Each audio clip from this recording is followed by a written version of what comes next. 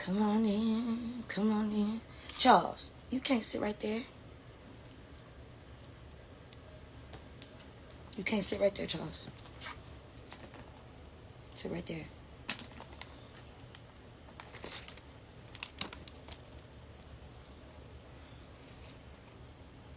can't sit like that, Charles. Hello. Come on in. Come on in. Come on in. Come on in. Ooh, Bianca's here. Rosie B's Tamale Co. Everyone follow Rosie B's Tamale Co. The best Cajun food, best Creole food in the city. Welcome, welcome. Thank you for joining us. It's Imani Rose, and we are musing in the sun. I have a very, very special guest today, Theodora Ako. I'm going to add her in right now.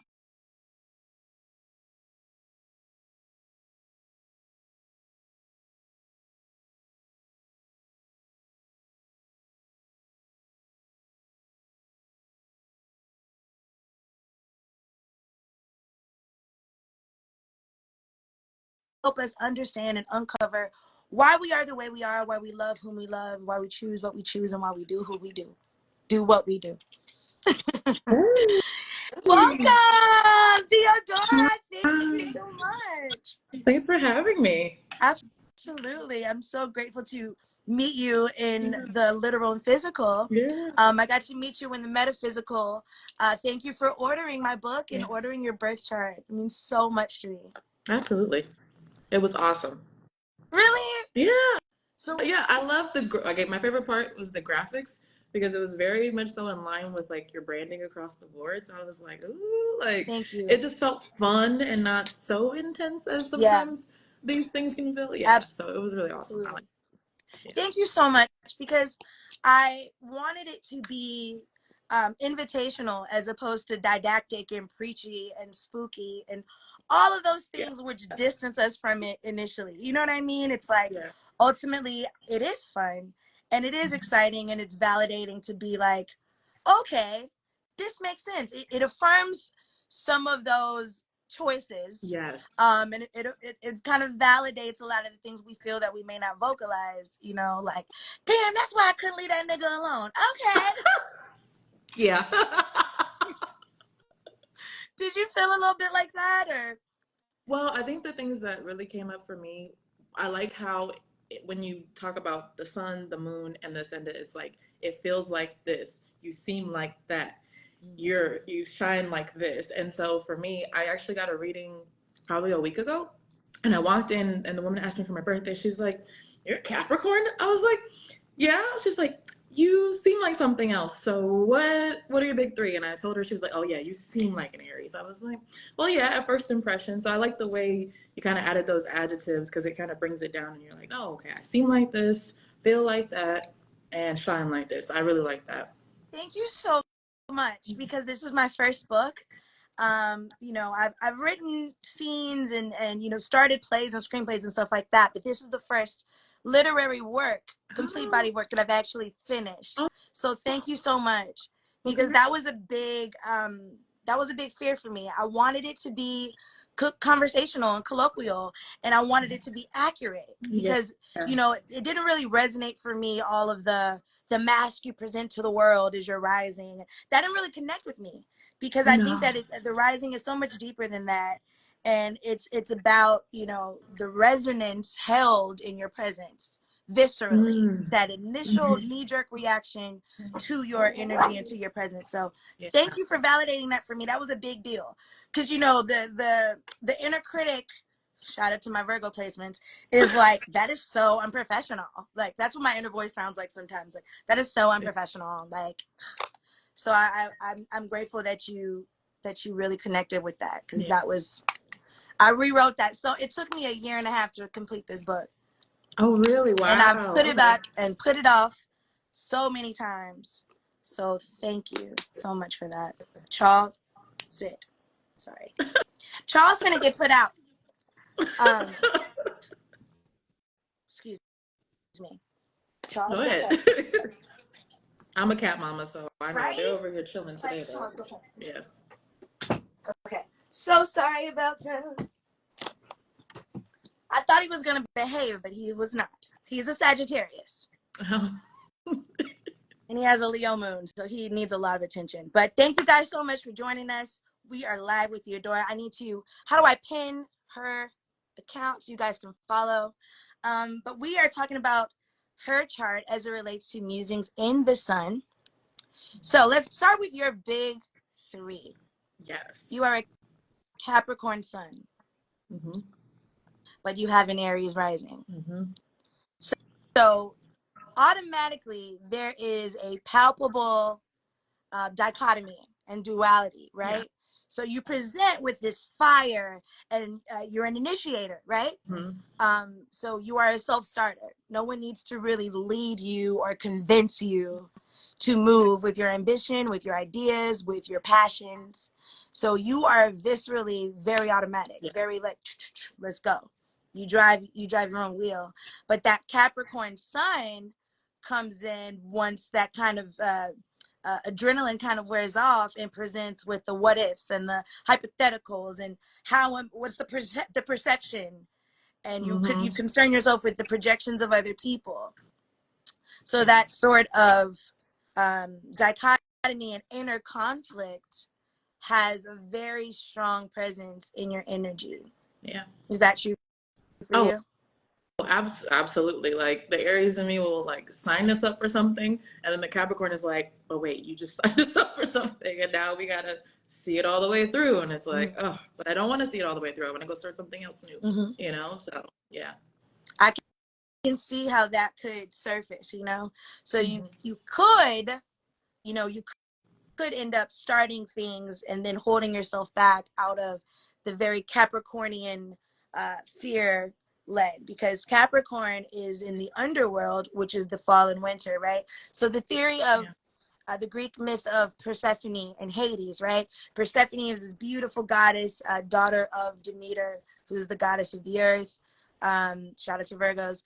And Hades, the god of the underworld, saw her strolling and being beautiful and like the human flower that she was, and plucked her from the living world and brought her down to the underworld and made her his queen. So there's all these Greek mythological theories about the rape of Persephone and the theft of light. So they reached a treaty to where Persephone was allowed to return to the living world with her mother, but since she ate the pomegranate seeds of the underworld, she had to go back. So the theory is she gets to spend spring and summer in her native land of the living world with her mom, and then she has to go down to her abuser for fall and winter.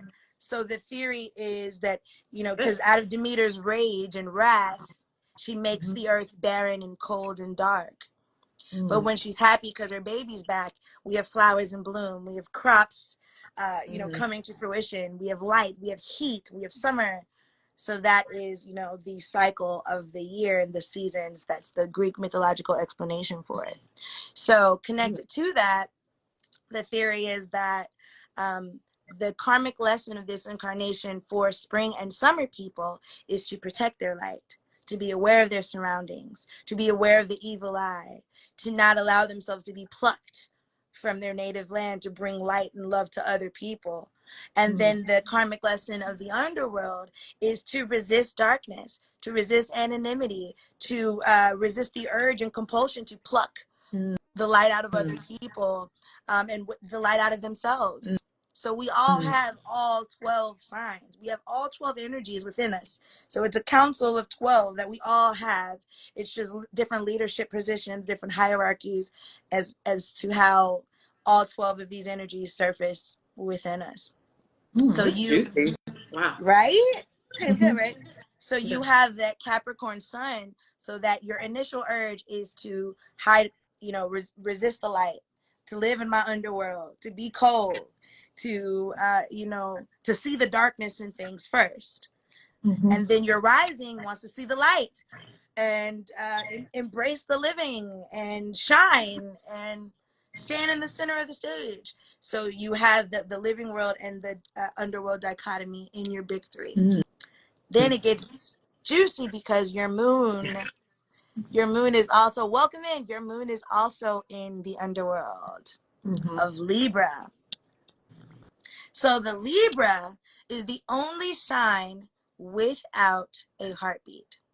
All Yep. of the other signs are living, breathing organisms, right? Mm-hmm. So that Libra is the scale. Yeah. So right in the middle of your rising and your sun is your Libra moon. So your inner world is also colored by the underworld. So when that Aries rising signs you up for things, not only is it your Capricorn moon, your Capricorn sun that's like, your inner world is like weighing it out with that Libra scale, like, ooh, well, what will happen? Who all gonna be there? What should I wear? Is it worth it? Let me check, like, who's producing this. So that Libra in the center, and it's very mechanical. It is the Yes. dark beauty. Is this going to be pretty for me? Is this going to be a beautiful experience? See, people think that Venus is just about actual romantic love and actual vanity beauty, but it's also about seeing and understanding the beauty of things, the prettiness of things, um, the aesthetic spectrum of an experience Mm-hmm. for them. So your inner world is always like, is this going to feel good for me? Is this going to be a good look for me? Mm-hmm. How do you resonate with that? Oh, totally. Because I did it today. I was like, I, I'm like outing myself, but like I was waiting, going to this event on Saturday, and I was like going back and forth, going back and forth, and then I was like, okay, well, maybe I can invite some other friends to come with me too. So it's like, because I was really tempted to just kind of stay inside and hide again a little bit more, but then I was like, okay, well, bring some friends, have some fun, it'll be fine. But like I went through this whole like back and forth of like what's the place Mm-hmm. like, and am I gonna have to socialize for very long? Like it was all these Mm-hmm. questions. So yeah, this is like a Your ongoing Libra, thing. your Libra scale was like, Mm-hmm. so within your big three, you have this innate urge to hold yourself back. Yeah. Now, what I found really interesting about that, let's talk about your Capricorn house because that is your primary energy. Also in Capricorn, you have your Lilith, Mm-hmm. right? Pull your chart up to Yeah. make sure because I memorized it, It but I want it to make sure is. that I'm It's in Lilith. accurate. Yeah. Yeah, so you have your Lilith in Capricorn as well. So your Lilith, the Black Moon Lilith, is the primal instinct, the most raw form of your personality. It's where you seek retribution, where you say, hold up now, do right by me, or I will make you do right by me. Your Lilith is your protector. Your Lilith is that inner monster inside that don't play about you. Yeah. And it's where you show up as your even, everyone says the sun is your most authentic self, but I feel like Lilith is also that deep primal authenticity. It's your element of abandon, but more so to protect yourself. So you have Yeah. your Lilith in Capricorn with your sun. So it's like you shine in the areas of discipline and structure, and you see the beauty and the love in it, and your sun thrives within those traditions and structures and everything like that. But your Lilith feels compulsion to protect you from the dangers of it. Yeah. And see, your Lilith sees where you're discredited and diminished within that. Mm-hmm. And your Lilith wants more for you and from you than to hide within these traditions and these structures and these underworld anonymity needs and pools. So you're welcome in. So your Lilith also being with your sun is very antithetical, and it's even more of a palpable inner conflict because your Lilith is like, yeah, tradition is great, but is this good for me? Is this true for me in my life, my purpose? Okay, Yes. cool. This is the type of person that I should be or be with, but does this resonate with who I am now? Okay, when I was a Mm-hmm. little girl, I loved church and the government and maybe this Democratic Party or maybe sororities or maybe this sort of, you know, uh, collegiate clubs and all of those things. But your Lilith being in Capricorn is rebel against structure. So maybe I don't have to sign up for things. Maybe I can just go. maybe I don't have to be in, maybe I don't have to be in alignment with the family that I grew up in. Maybe I could be a generational curse breaker and do something else. So you having Lilith with your sun is you rebelling against your identity or who you think your identity is supposed to be. Mm-hmm. Yeah, absolutely, absolutely. That's so juicy. Because so before I moved to Texas, I lived in California, native Californian, and I was involved heavily in the church. I was a greeter. I was there on Friday nights for Friday night services. I was the head of the fun squad for the church. And I found myself as I've moved away, I've been able to just really figure out what spirituality feels like for me, I've always kind of been seeking in that direction, but yeah, moving helps with being away from the familiar, Yes. Yeah. And sometimes we have to uproot ourselves and move somewhere else. And I was going to get to that with you because you moved. And sometimes in our ninth house shows us where we need to go for higher learning, for expanding of our philosophy, for a deepening of our awakened self. That's the ninth house. So in your ninth house, you have, I'll let you read it. So look at your little wheel I put on your last page. Okay, here we go. It should have a little number 9. Hi, Marquise. Oh, I am not good with reading the symbols. So I'm sorry. It should be like a little number 9. Your rising is Aries. So Aries is 1, Taurus 2, Gemini 3, Cancer 4, Leo 5th house, correct? hold on, I'll pull it up. 6th house, Virgo, so 7th house. Mars and Sagittarius in the 9th house. Boom. There you go. So in your 9th house, Sagittarius. Mm-hmm. So you had to move somewhere where you could be free, where you could be the archer, where you could shoot at your goals. Sagittarius is the centaur. It is half human, half horse. Beautiful stallion. So you moved to Texas where you could be a Texas stallion. Okay.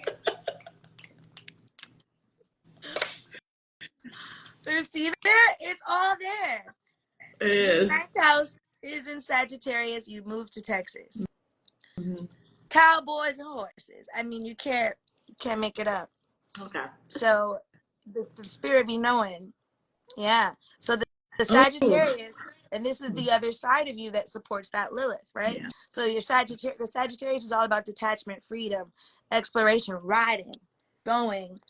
The Sagittarian struggle is to actually emotionally connect permanently, or so they want us to believe.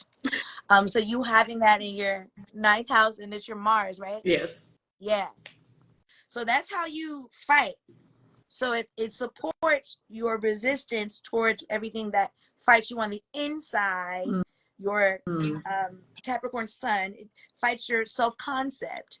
The Sagittarian energy frees you and supports Lilith in trying to free you from these structures. Wow. Because also Mars is about, fucking and fighting. So your passion kind of thrives there. You may seek romantic partners that free you, liberate you, help you sort of fight yourself, fight that part of yourself that holds you back. So it's Mars is about initiation. You're an Aries rising. So you having Mars also in a fire sign, it supports your Aries rising. So your Aries rising works with your Sagittarian Mars. Exactly. Jesse says Sagi's right at home in that 9H because it's all about freedom, exploration, philosophy. Exactly. So you have that side of yourself that's supporting your growth. Your Mars and Sagittarius is like, yes, let's fight this. Let's fuck it up. And it's in the 9th house. Let's learn, let's expand, let's grow in Sagittarius. Then you have Lilith that's like, yes, fight for me. Let's fight this. And then also in your Capricorn house, you have Uranus and Neptune. Yeah. That was wild to me because it's like you have the most beautiful placements in Capricorn. I have Neptune in Capricorn as well. So that was really exciting for me because I'm like, oh, she knows what I feel like. because having Neptune, which is dreamy, you know, Neptune is the ruling planet of Pisces.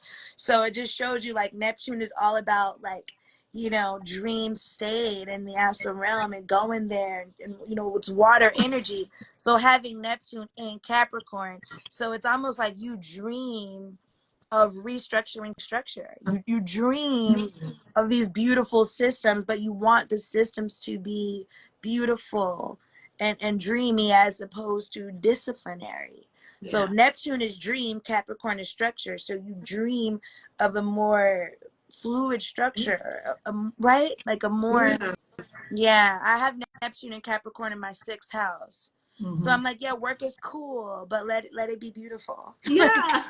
Yeah, like, okay, work's great, but like, let's make the work profound. Yeah. Let's make it Shakespearean as opposed to surgical. So you have Neptune in Capricorn with Uranus, which is about Uranus is about innovation. It's the ruling planet of Aquarius.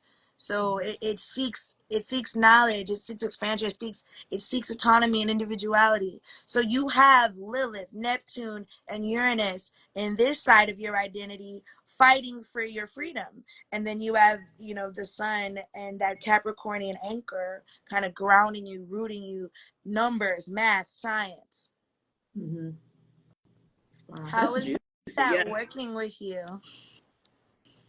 Well, when I think about all the work I've done, like career-wise, business-wise, it's spot on. Like absolutely spot on. Like I've managed to do what I love at work and in my business, and I managed to like kind of bring those two things together. And it's not, you know, what's the word? It's not conventional, but it works for me a lot. Yeah. And the goddess. Can you speak a little bit about importance of goddess? Because it's gonna blow your mind. Because you have a beautiful 8th house, which is that goddess energy. Well, so my name Theodora is that name is a gift from God, Greek origin, but Thea, which most people call me, actually also means goddess. She was a goddess in Greek mythology, but went by another name, you know, in Greek mythology. So yeah, so that's where kind of that goddess came from for me. Yeah. And that's in your chart. Yeah. It's in your birth. Wait, where? Chart. Where is that at? Your draw to goddess, the goddessness, the goddessness. It is in your birth chart. I'm gonna pull it up for you and show you how it manifests. Oh wow. Okay. This is really juicy. I'm glad we did this. I am too. I'm so glad. Read your 8th house to me.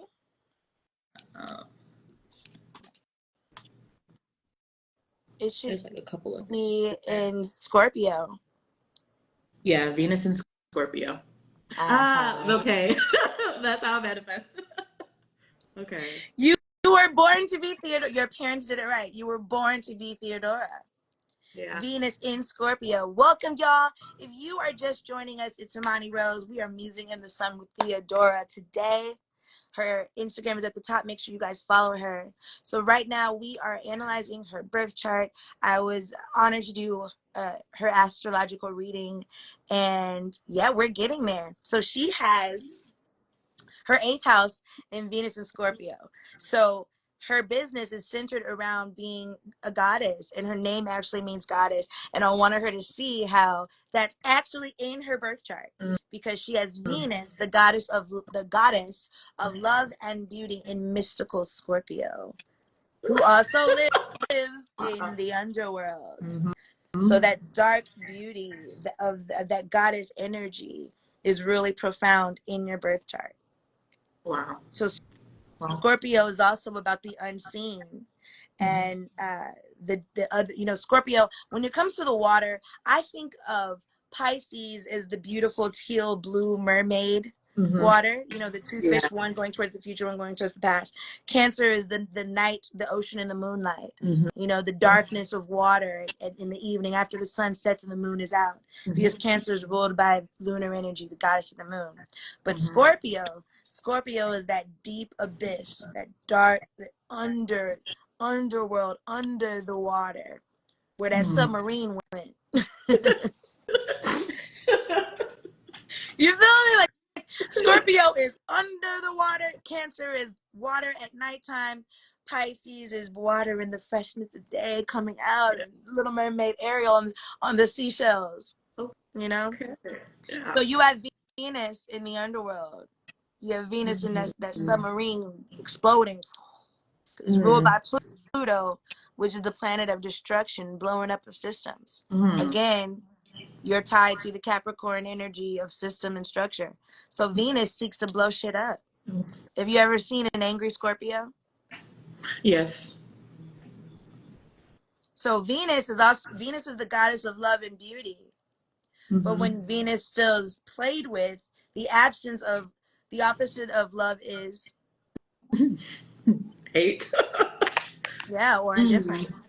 And the absence of beauty is I don't know. Ugliness? right. I don't know. Ugliness, right? Right. Ugliness, mediocrity. Yeah. So Venus is also the goddess and the gatekeeper of all of those things. So it's those four energies that she rules, and she demands offerings to her altar. She demands her things. She demands her nectar and her aphrodisiacs, right? So the Greek name for Venus is the more Roman name, but Aphrodite. So she seeks her oysters and her chocolate-covered strawberries and her libations. Yes. And having it in Scorpio amplifies that demand. I'm thinking about a situation. Let me know, sis. This is a safe space. Oh my God. We have a Leo in here. She's comfortable. We have another Capricorn in here. Big Boy Mitchell is a Capricorn. He's in here. We have Mary Monroe, my Leo twin. She's in here. Tatiana, drop your sign. Everybody drop your sign. We have Rosa B's Tamale Co., which is owned and operated by a Scorpio, who is my mama. Okay. Drop your sign, everybody, in the comments. So, all right, yes, Libra. Okay, so Theodora is a Libra moon. She has a Venus in Scorpio. And then we're going to get to her Libra placement, which is going to blow her mind. But like Big Boy Mitchell, she is a Capricorn sun. Do you see how the universe moves us? Everyone in the comments has your primary placements. I have chills right now. Wow. Because everything is so far ahead of us. It is. Wow. Everyone's sun in the comments has your primary placements. And they felt compelled to watch this live. The universe knows what we need when we need it. It's up to us to listen to it.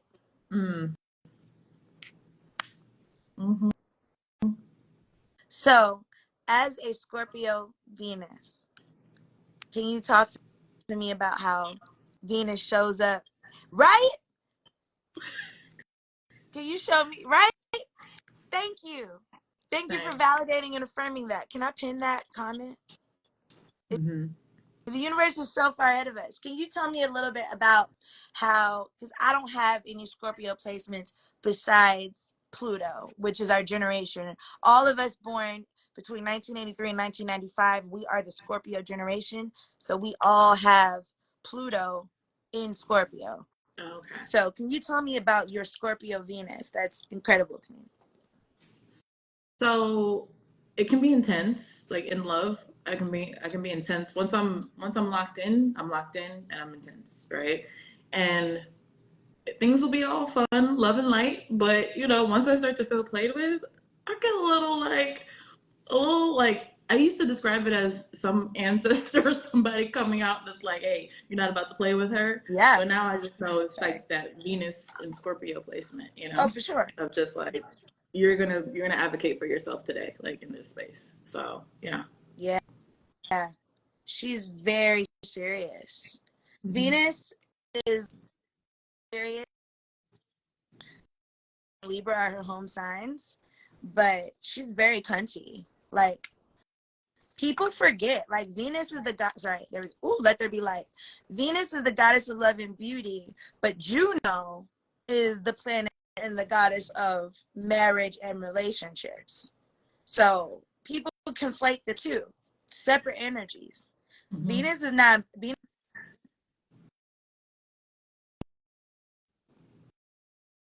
aspects of the femininity. So I can see, Venus is not afraid to walk away. It's Juno that's like, this is my idea of what the perfect relationship is supposed to look like. This is my ideal romantic partner. This is the man. That's your Juno. Once you start doing all that pick me shit, that's your Juno side coming out. Venus is all about dating and what's gonna work and self-care. All of those things are Venus. But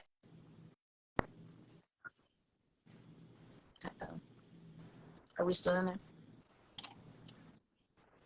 Okay. I think you're back now. I lost you for a second. Welcome, everybody. Sorry about that. Wi-Fi was playing games. We are live right now. We are going through the birth chart of Theodora, and I'm so excited. She is a Capricorn sun, and I love Capricorns because they're a feminine sign of the earth, and they're about numbers and math and calculating things and weighing things out, which is really exciting for me because I'm a Leo and we're kind of opposite. So I'm always intrigued by them and by the ways in which they work and move through the world because I always got C's in math.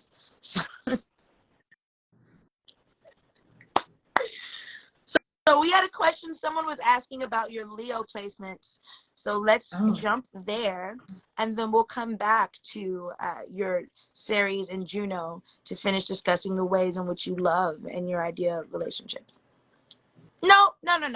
Let's go to Juno. Let's go to Juno, and then we'll go to Ceres. So we'll stay in your love. Okay. How you love in the world. Sorry, Leos. We'll come back to that.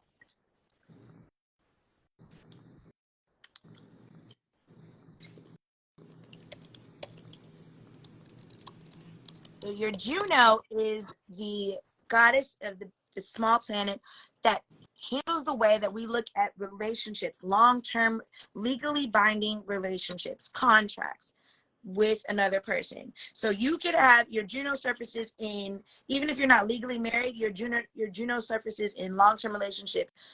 What's it called? Common law partnerships. Your baby daddy, your baby mama.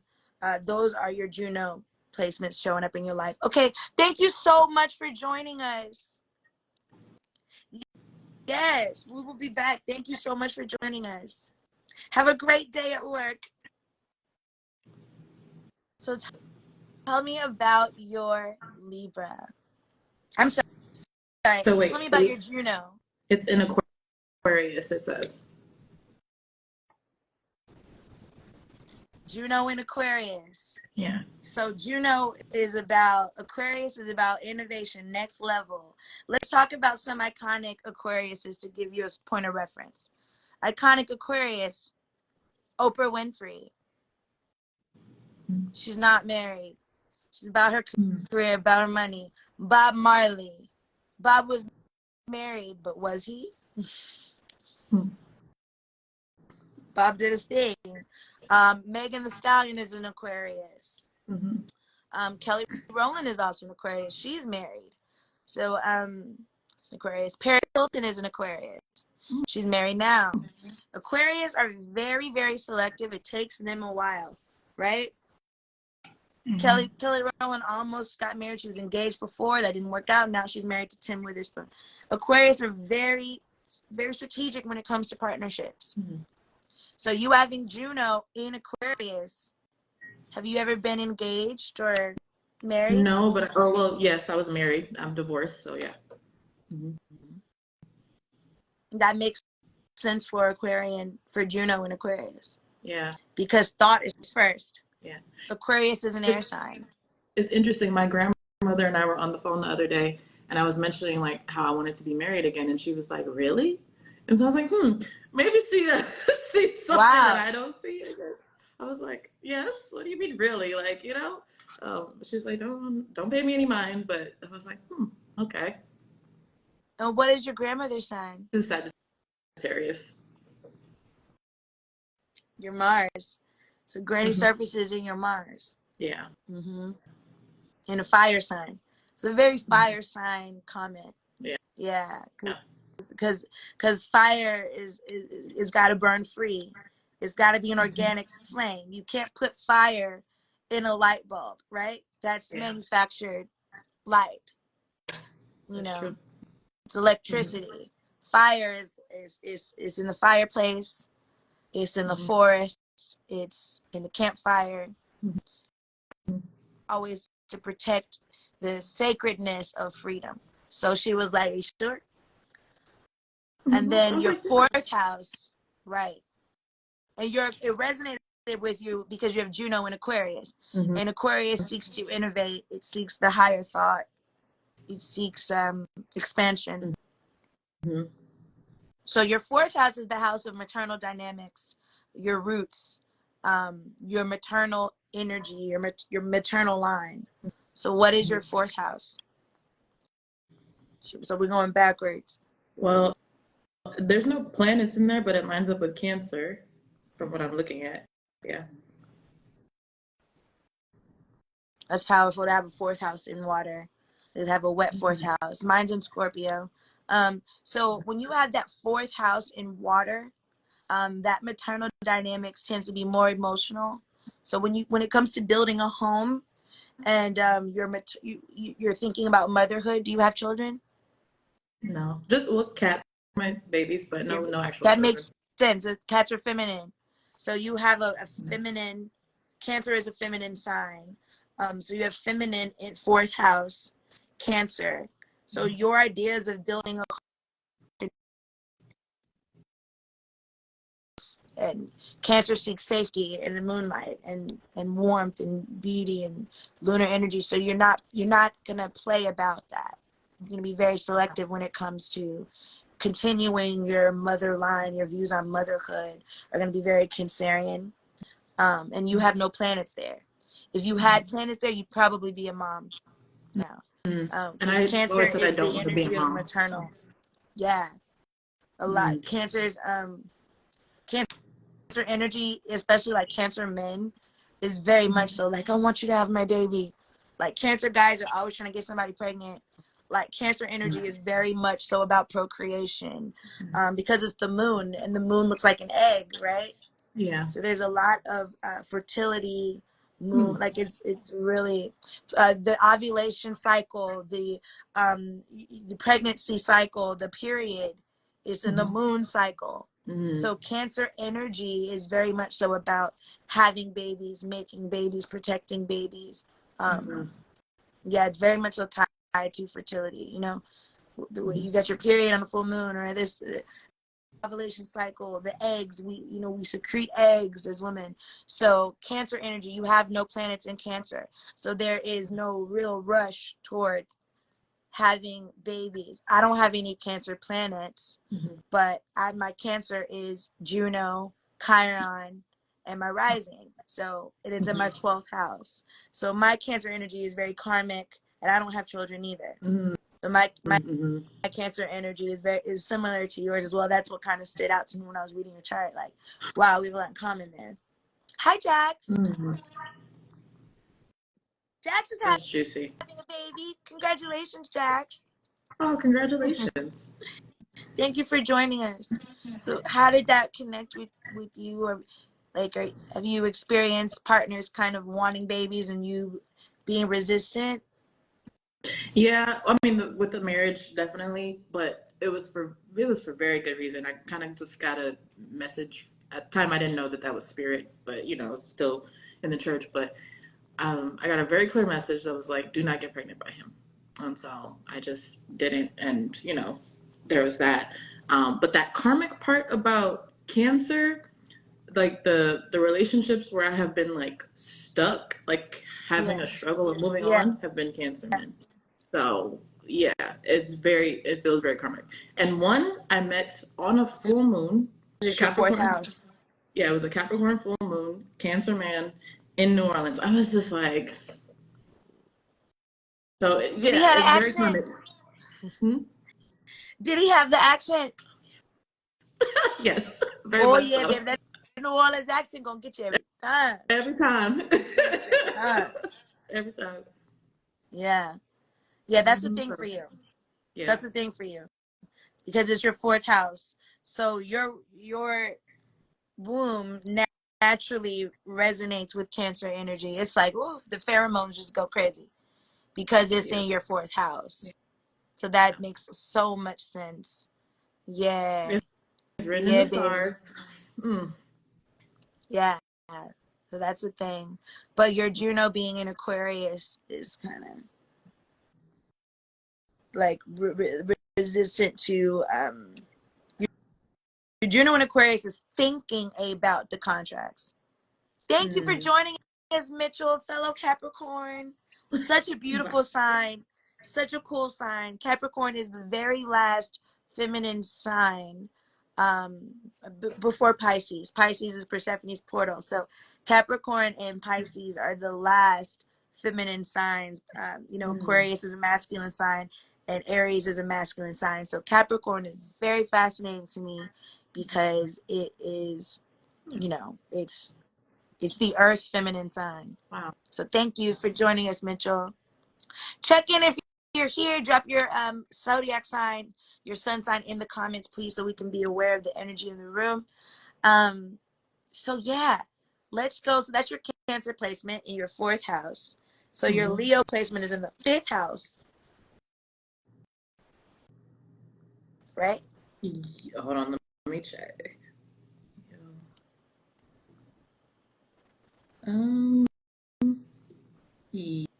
Yes, I think that's right. Hold on, sorry.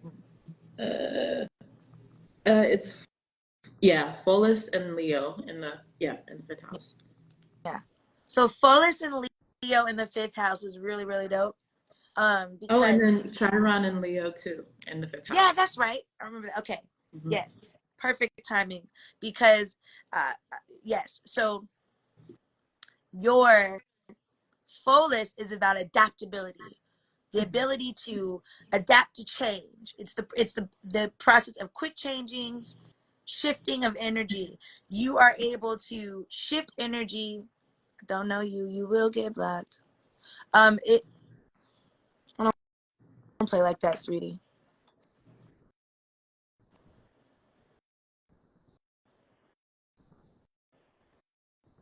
Okay. Yeah. Dissonance. Perfect. Okay. We don't have time for that. Aries Mars. Bye-bye. So we have Pholus, your adaptability, your ability to quick change and shift, right? That is in Leo, which is amazing because that's the lion. And you have cats. That's the lion. It's that felinity. It's that adaptability, right? And Leo is ruled by the sun. The sun can kiss you or it can burn you. What's that? We're changing. We're sun kissed. You're sunburned. You want to tan or you want to be blistering? Like, what is it? So you're able to quick change and move, which makes sense for you having your divorce. Respectfully. Yeah. Don't mean to cross the boundary. Please let me know. And your Chiron is there. So there are wounds around that. Yeah. So Chiron symbolizes wounds. Pholus symbolizes adaptability. Okay. Divorce. Yeah. Wound, change. Yeah. Chiron is the wounded healer. So Pholus being there means that which wounds you, you have the ability to heal within yourself. So I was wounded and I healed myself with that life decision and that quick change. Yeah, help me, Jessie. Make Jessie a moderator. She's a Sagittarius. That's my best friend. Add as moderator. Okay. Thank you. Perfect. Thank you, Jessie. So yeah, so you have that ability to heal your wounds if you use Leo energy because you have Chiron in Leo. Your Chiron tells you where your wounds are, but it also tells you where you have the ability to heal yourself. It is what I call the Dorothy placement. So it's your ruby wedge slippers. You had it all along. So it's where you're hurt the most. It's who can hurt you the most. It's how you can hurt yourself the most. So Leos may hurt you. Leos may be painful for you. You may not like them. They may trigger things in you because you being a Capricorn, having all that Capricorn energy, Leos may be triggering for you. Leos may make you feel, you know, some kind of way. But that's because you're wounded in that area. But you also, if you evolve and you grow, you have the ability to use their energy and use that energy within yourself to heal that and to heal yourself. Mm. So your chart is very much so in beautiful alignment because you have Yeah. all that abundant Capricorn energy as a Capricorn Sun, Capricorn Uranus, Capricorn Neptune, Capricorn Lilith, but you have that Chiron in Leo that's ready for you to sharpen them claws and is ready to help you attack those structures, those outdated, archaic structures and antiquated theories. Your Leo and Chiron and your Leo Pholus is like, let's change that. Let's adapt. Let's shift. Let's heal this. This is hurting us.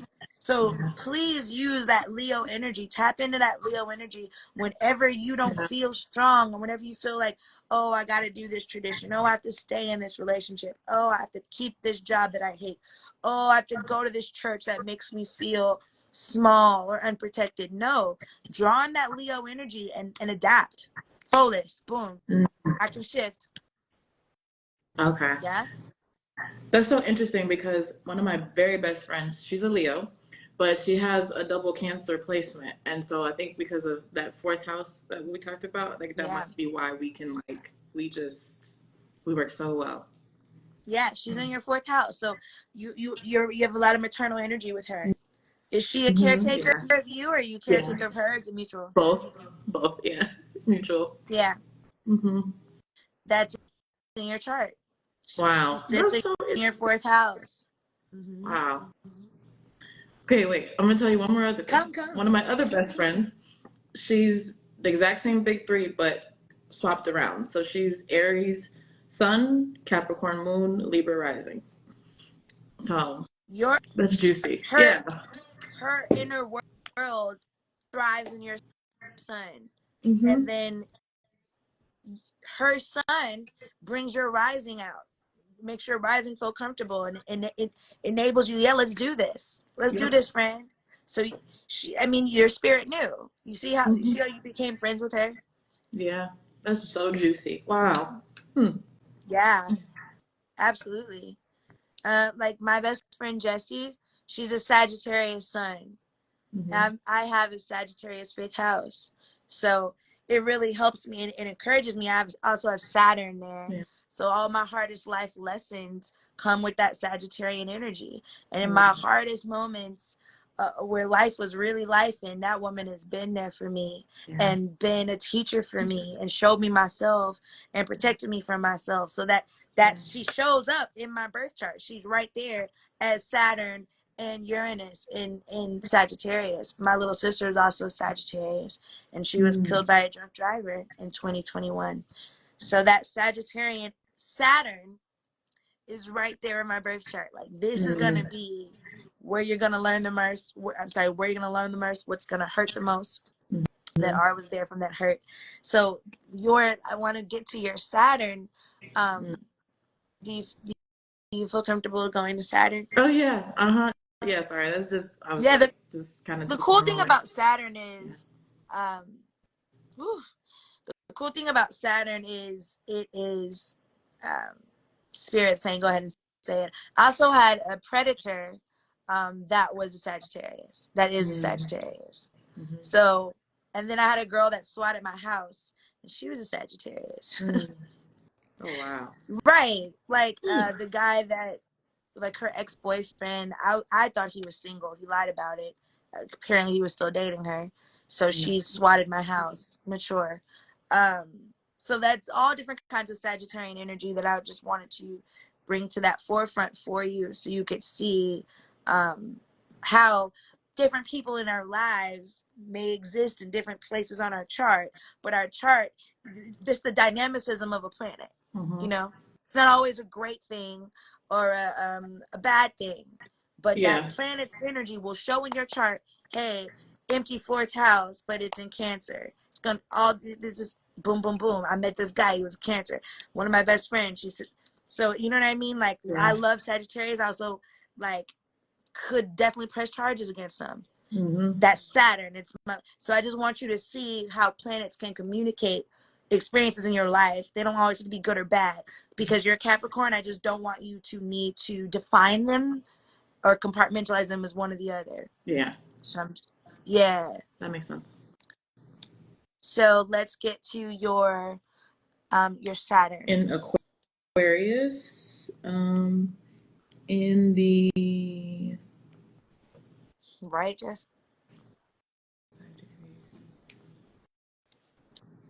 Thank y'all for joining us. I think this is Saturn here over in the 5th house. It's Aquarius. Yeah. Yeah. So your Yeah. life lessons are about innovating. You know what? I'm not seeing Saturn on the like tape on the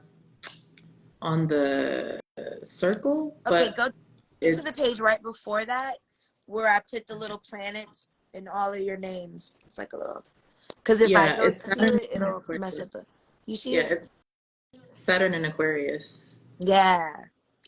So And it says 5 your life degrees. lessons.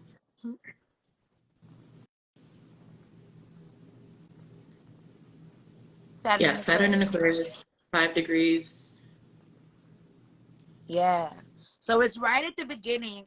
Each sign has, hey Scooter, each sign has 30 degrees, beginning at 0, ending at 29. So So it's you having Saturn at 5 degrees 5 is a degrees and 37. So it's 5 5 degrees degrees and and 37. 37. So it Yeah. is sitting in your first decan.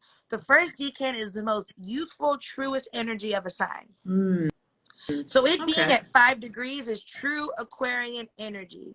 The second decan is the teenager sort of energy, the angst, the rebellion. You know, think about like teen movies. Your second decan, that 10 to 19 degrees, is the teenage energy of a sign. The third decan, you see, the third and 20 to 29 degrees is the adulthood, jaded, you know, wizened area of a sign. So then it goes in order. There's 3 signs in each.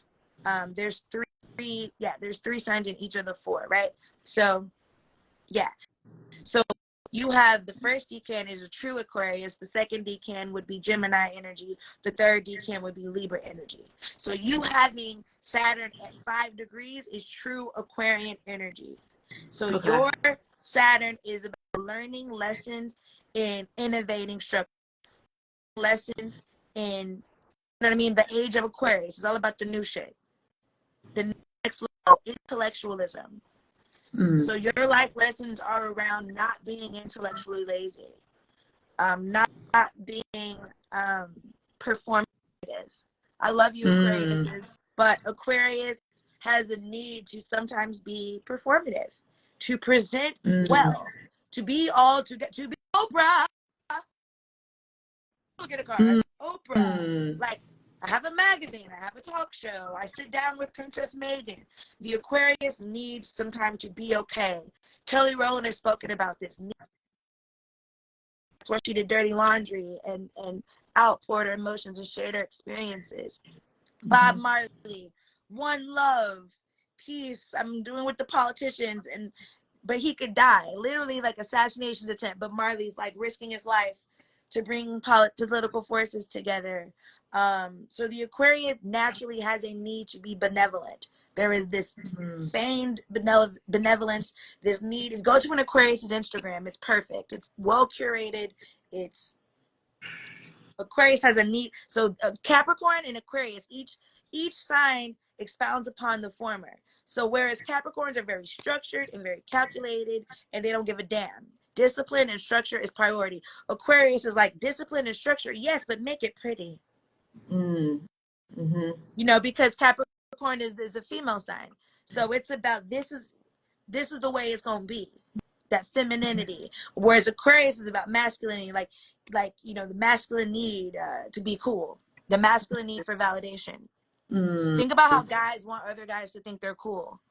So it's Capricorn energy from a male perspective. So it's like, yeah, I'm structured, I'm regimented, but I'm cool.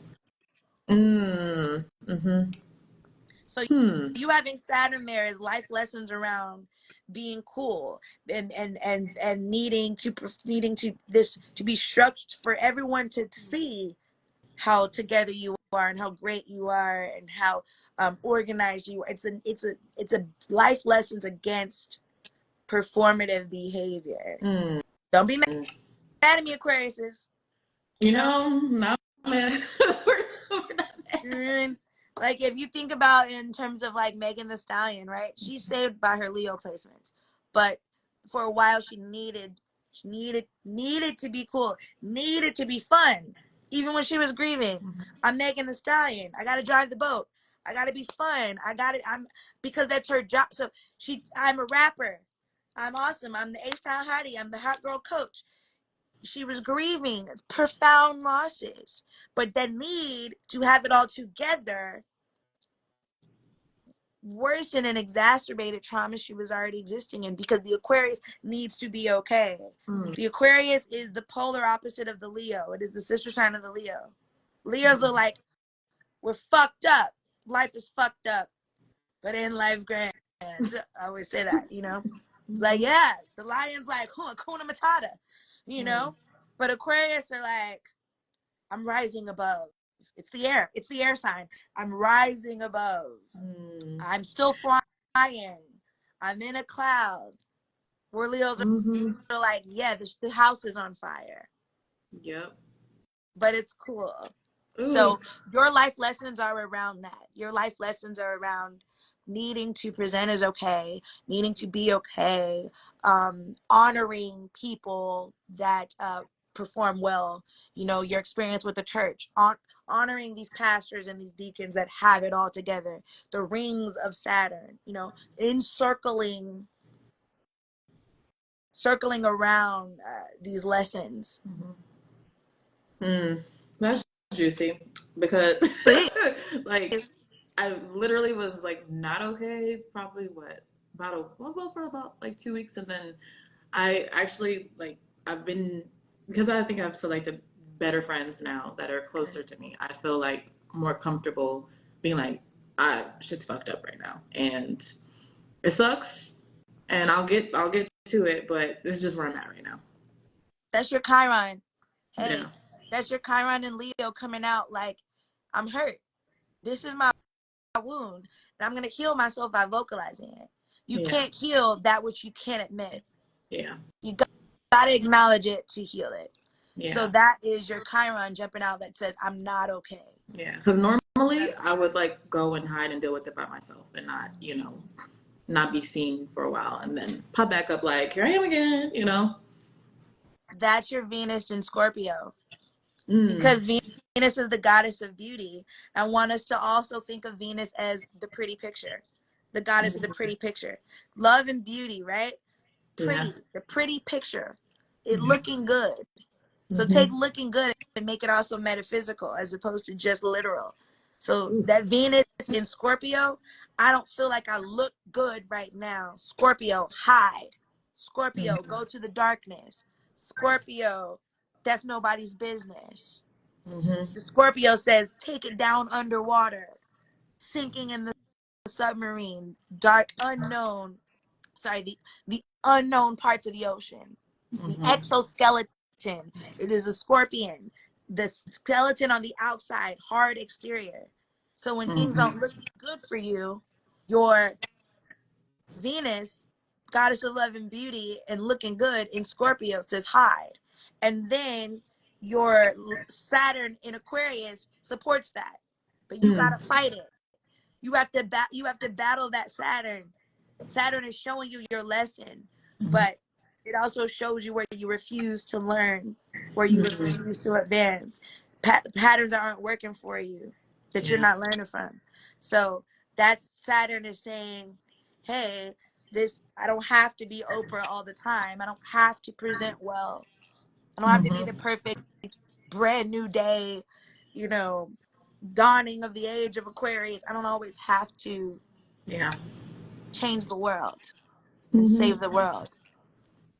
Yeah. I once wrote in my journal entry to myself because I remember how aggressive it was. I was like, oh, okay. It was like slap in the face. But it says, stop trying to To save yourself. everybody. Yeah, stop trying to save everybody and save your damn self. That's what it said. I was like, okay. And I I wrote the chart from the information you gave me, and I just sat with it, you know, and I thank you for your patience, because I really wanted to go into deep depths with you. Shout out to your Venus. I really wanted to give you that because you have such a beautiful spirit, and I appreciate you supporting me. And I just, it was just, I knew what you needed just by reading your chart. So thank you for your patience. I hope you feel that, you know. Oh, And my computer's off. I'm just using it to charge my phone, but this is just coming from me, you know. Like, so it's really mind blowing to me that it's resonating, connecting with you. yeah, absolutely. Yeah, thank you. Oh, my pleasure. Do you have any questions for me? Did I want to go Well, into I your was series though, because you talked about how you love on your friends. Can you share? Welcome, welcome. Can you share your series with us, it's in please? Sagittarius, 26 degrees 39. Mm-hmm. Mm-hmm.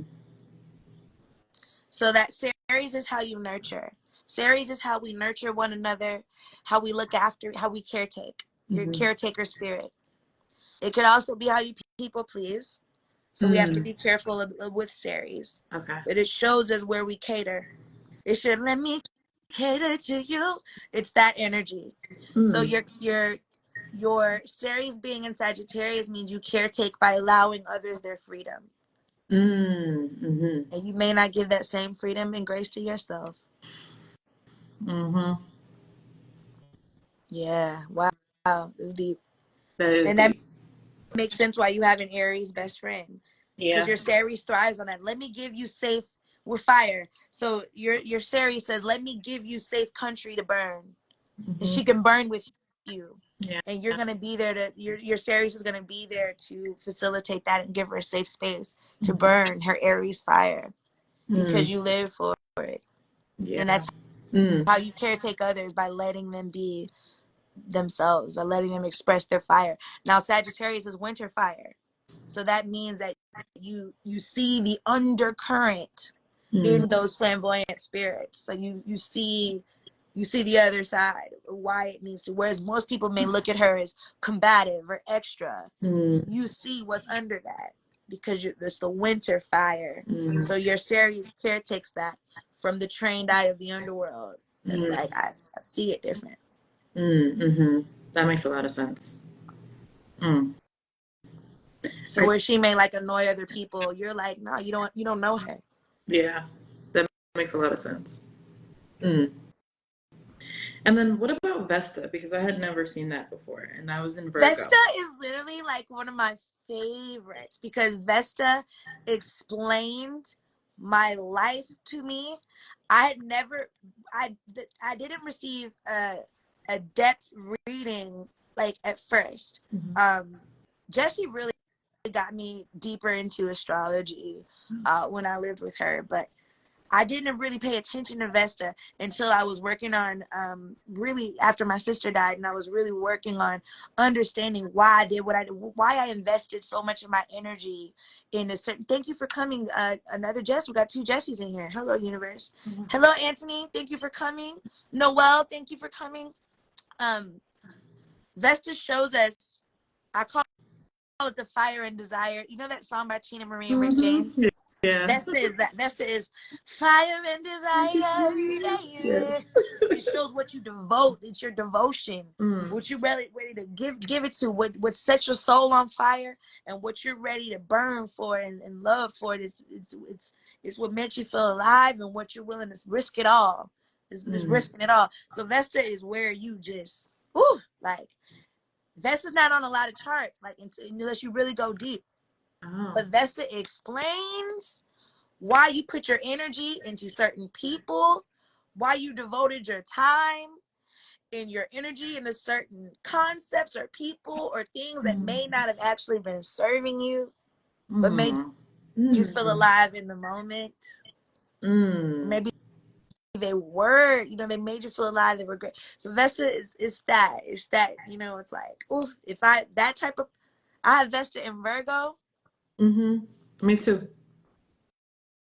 I remember we had like three really one like in common that I was like, wow.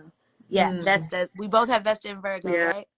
It's 23 degrees 17, and it's in the sixth house. Yeah, that's the difference. Okay, I have it in the second house, so it Yeah. affects my value system, my self worth, where I place my value, my hustle. Mm-hmm. So I want you to remember, like, a lot of this is dual meaning, right? The literal meaning of value. So the second house is like values, worth, right? So it could be quick hustles as opposed to sixth house, which is like work, what kind of job you may have. Okay. The second house is like what you find value in. Mm-hmm. It could be an online business that you start. It could be a trade that you have that you can always make money with.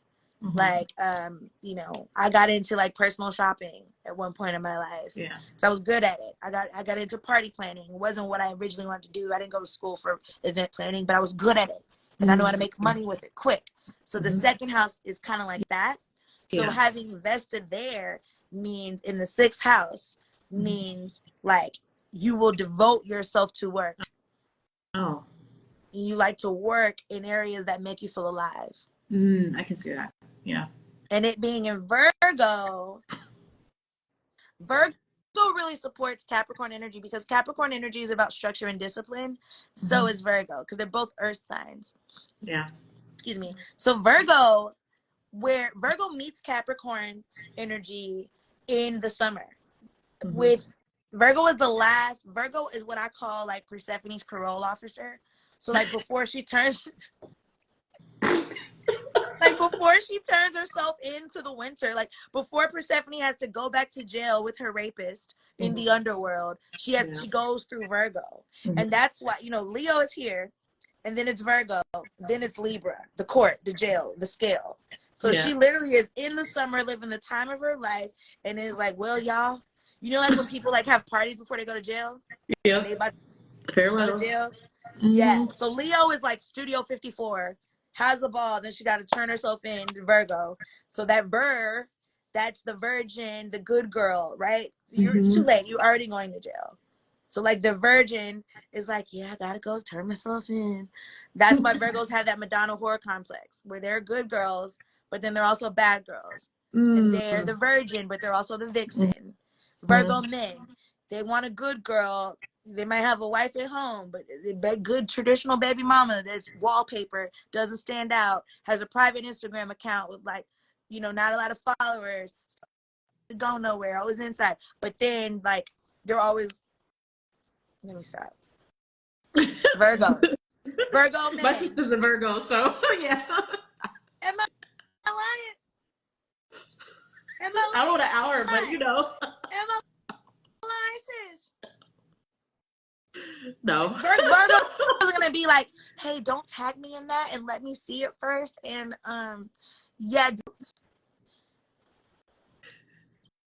Virgo women and Virgo men have a Madonna whore complex where it's like the need to be fun, but the need to be good, and the need to be, look at Beyonce, like it's all, everything is structured, everything has to be perfect. My ex-boyfriend's a Virgo.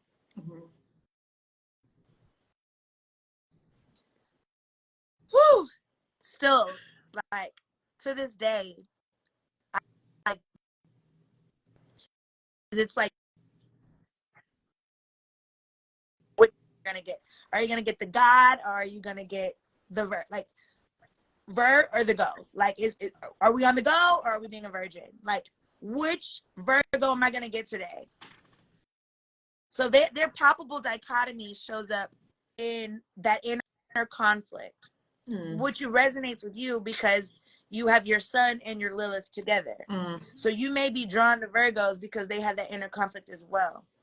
Yeah. Having your Vesta there means you burn for it. Virgos excite you, and they annoy you, but they excite you. They're titillating for you. Is that true? I mean, yeah. And it's funny, the two, I guess, main Virgos that I had in my life had shared the same birthday. So, I think there's something to that. Yeah, my sister and then one of my former friend, but yeah. Right. Because they're alive. I dated two guys with the same birthday. and their Mm-hmm. birthday is also my grandmother's birthday. So that, Oh wow. like, insanity. Like, Mm-hmm. it's Yeah. very, that happens a lot with Virgos because it's a very karmic placement. It's a very karmic Yeah. placement because it's literally Persephone turning herself back into the underworld. After, it's the last season of the summer. After Virgo, school, everybody gotta go back to school. We have presidential debates. Yeah. It's Virgo symbolizes like, all right, back to work, back to structure, back to the winter, back to the cold Yeah. world. So that's what Yeah. that is. So you having Vesta there means it's like that immediacy of like you burn. All right, like half in the summer, half like that it burns you alive. It makes you feel alive, and I have it too. It's a Yeah. thoughts and prayers to us. Like it's a very karmic Yes. thoughts and prayers to us. Like yeah, it's a lot, and it's Are there any Virgos in here? Speak now. Speak now. Forever hold your. This commercial break was brought to you by Sex Face by Monty Rose. So having Virgo in a Virgo Vesta is exciting. But I wanted to talk about your Mercury. Can you read your Mercury to the good people? Mm-hmm. Sagittarius, 15 degrees, and in the 6th house.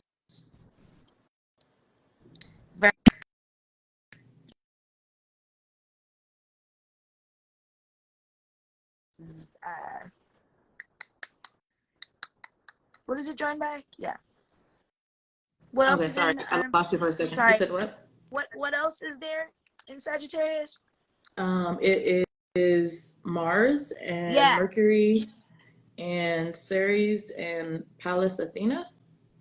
Yeah, that's hot. That's it. Yeah, that's. Yeah. So Mercury is the planet of communication. It's how we talk to others, how we communicate our needs, how we express our needs, and how people need to communicate with us. Ultimately, for it to penetrate and resonate with us, it's got to access that.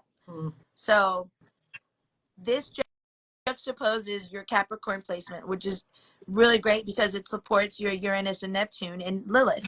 So it helps it out, and you need that because their sun is very powerful. Mm-hmm. So you having Mercury there with Mars, you communicate, and when people aren't picking it up, we can fight about it. And you know how to fight for yourself and how to advocate for yourself when you don't feel heard. Mm-hmm. Right? Yeah. Mm-hmm. Sometimes it's overwhelming, though. I will say sometimes it gets overwhelming, and I like I know what I want to say, but it takes me a while to put it all together and then go say it. You know? Because Sagittarian also is about emotional detachment. So if I say this, people will know how I feel. If I say this, they're going to think I'm soft. If I say this, I don't want them to hear that I'm afraid. So that Mercury in Sagittarius has a need to emotionally police. Mm-hmm. Yeah. But it being joined by Mars means your Mars can protect that. So I welcome you to kind of like, and then you have that Libra moon. So your Libra moon and then your Mercury and Sag kind of work together. Don't let them gang up in a bad way. Let them support each other. Okay. Exactly. Jesse says, Mama, a natural born philosopher, is logical over emotions. Exactly. Yeah. Yes. You got Mercury and Sag. Mm-hmm. So it was like, oh, that was cute. Oh, she thought she hurt my feelings. That's adorable. Okay. Because Sag can emotionally detach. Like it's a masculine energy. Yeah. You know? And then you have that Polis and Leo that's like, I can adapt. I had a mentor that used to say to me, he was like, he said, this is probably really good for business, but I don't know about personal or not. He was like, but I never really know what you're thinking by like what's going on with like your face. Like I have no idea. And I remember when I came and told them like I was getting divorced, they were like, where did that even come from? I was like, well, this is just what it is at this point. Yeah. Like, they had no idea. I was like, well, yeah.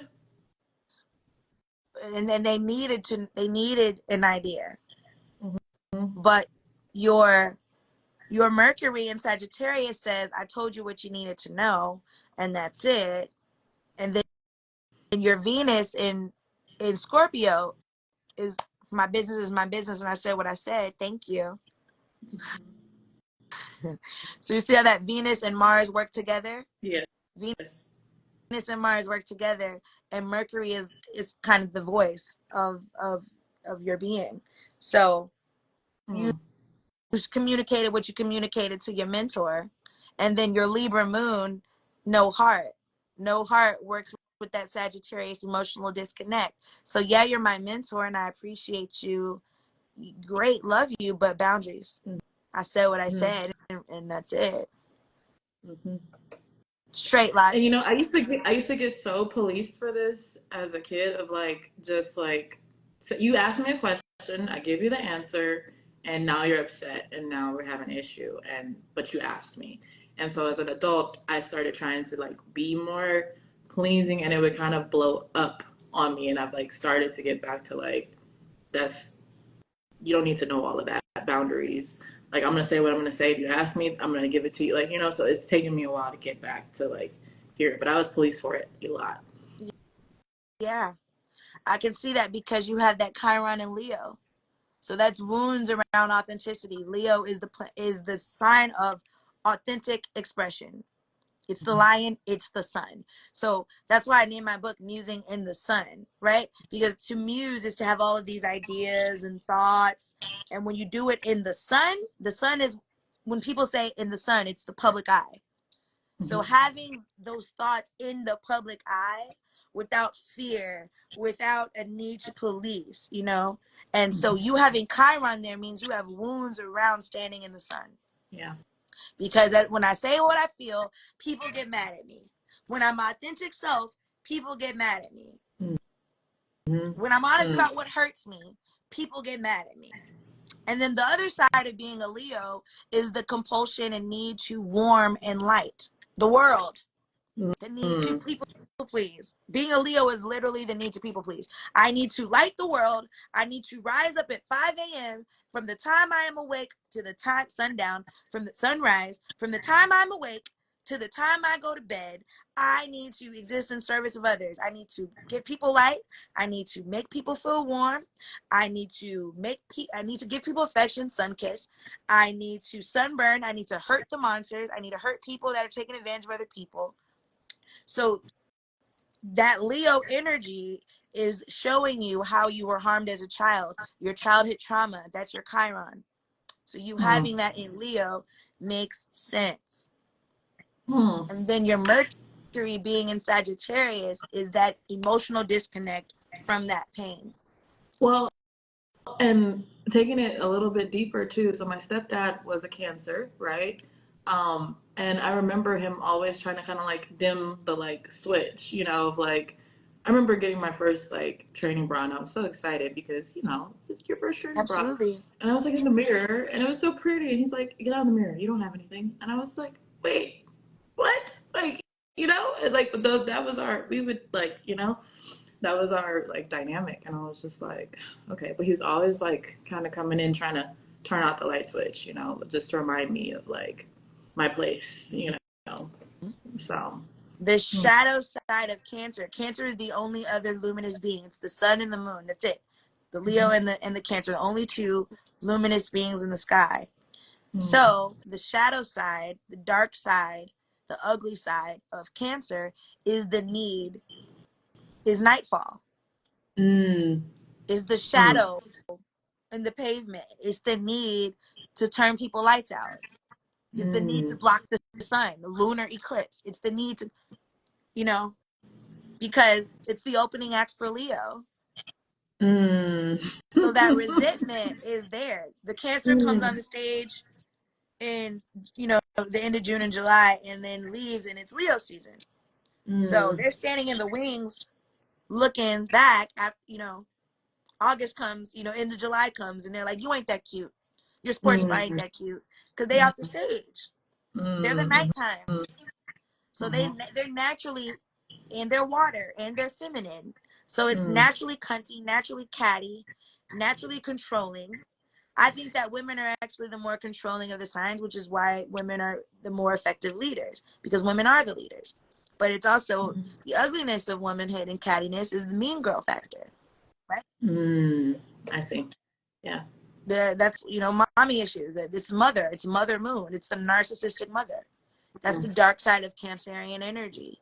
And that's why Cancer Mm, men are like that and Cancer women are like that. And that's why a lot of Cancer placements in one's birth chart indicates also that sort of dynamic. mm, Yeah, mm, they're beautiful and sweet. Everyone likes to play Cancer energy like they're the crybabies and they're sweet and docile. But Cancer energy can be very maniacal, very narcissistic, very ugly, very mean, very controlling.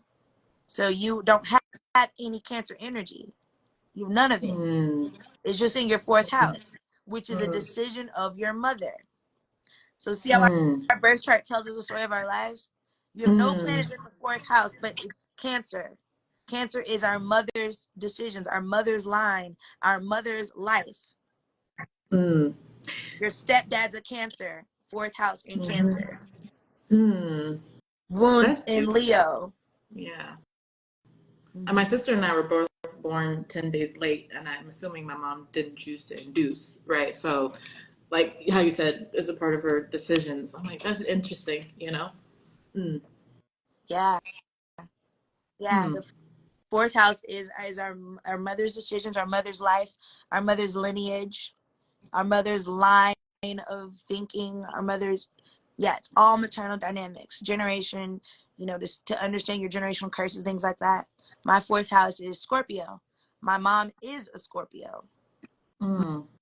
My aunts are Scorpios. I have a lot, and I have issues with that energy because Mm. I don't feel control there because it's my mother's energy, it's my mother's story. It's my Mm. mother's life, my mother's decisions. My mother would have done it this way. My Mm. mother would have kept it to herself and hid. And so when you are, astrology is kind of like sheet music. The notes are Yeah. like codes. It's kind of like, pictogram. So it's like, Mm. it's symbols. So it's like, you can read it as my mother would have done it this way. My mother would have done it Mm. like a Cancer. So when it comes to my Mm. mother would have done it like a Scorpio, but I wanted to Mm. do it like this. That's how you look at your fourth house. Mm. Your fourth house is what Okay. your mother would have done, what your mother did do, how it's that energy. That's how you Mm. access your fourth house. It's the home, it's the maternal dynamics. Your Cancer energy is more like wherever you have Cancer in your birth chart shows your lunar energy, you when the night falls, you at nighttime. Whereas Mm. your fourth house, so it's similar, the fourth house and wherever you have Cancer, very similar, but the distinction is in what my mother would have done and what means home to what the home I would build is wherever you have Cancer, Mm. things that happen to you, but which kind of brings me to the 12th house. The 12th house is who you are when the clock strikes 12. It's the, final hour, the, Cinderella losing her slipper. It's the most painful house. I call it the haunted house in my book because it is where a lot of our other traumas really live. So the fourth house is our traumas around maternal dynamics. The house shows maternal, and the 10th house is also your career, public eye, and then the 12th house is like your shadow side, your traumatic experiences are found in your 12th house. Okay. I don't have anything in the 12th. Well, no planets in the 12th Look house. at God. Right? That's a blessing. Hmm. That is a blessing. Mm. What is your 12th house? What sign is it in? It's Pisces. That's dope. Mm. Because Pisces is the last sign in terms of astrology. Mm. Pisces is Persephone's portal. It's like the metal detector for her to go through the metal detector of Pisces to get to spring. So Mm. that's really cool alignment that you have it in the 12th house. So your 12th house is about the two fish, which is a reoccurring theme for you, right? Going forward and staying with the past. That's a reoccurring Mm-hmm. theme for you because, you know, your dichotomy in Capricorn, your Sagittarius placement, like the two sides, your Vesta in Virgo. So you having a 12th house in Pisces is another duality. One fish swimming upstream, one fish swimming downstream towards the past, one going towards the future. So your 12th house means you're going to be haunted around those themes of moving forward and going backward, existing between the two realms, not being present in the moment. There's no fish facing forward with Pisces. Their symbol is one fish going this way, one fish going this way.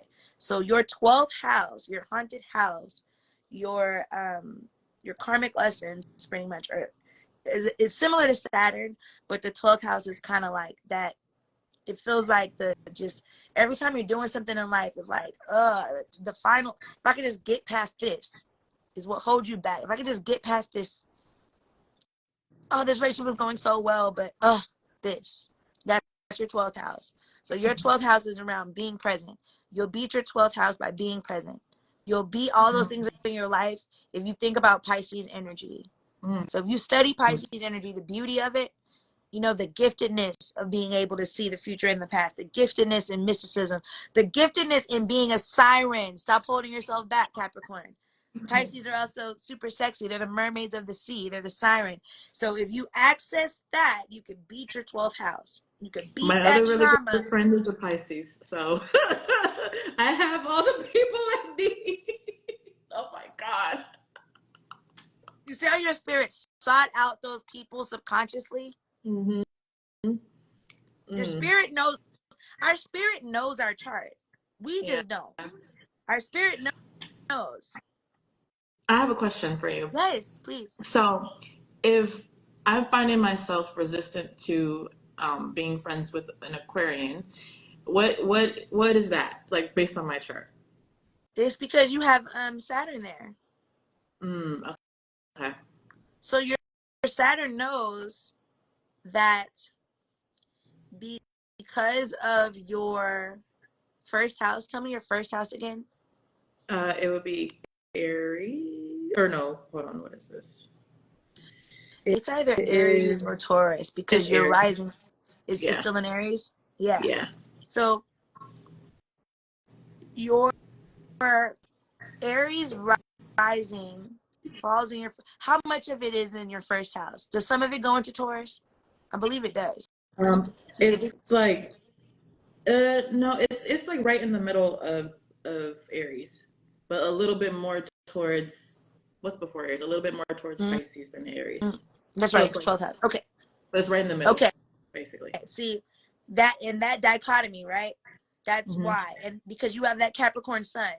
So your spirit knows I may, because of my wounds in Chiron, my wounds around standing out and my wounds around shining, because I was shut down as a child so much that I may, I may sort of adopt her Aquarian ways of being present, like of needing to present perfect.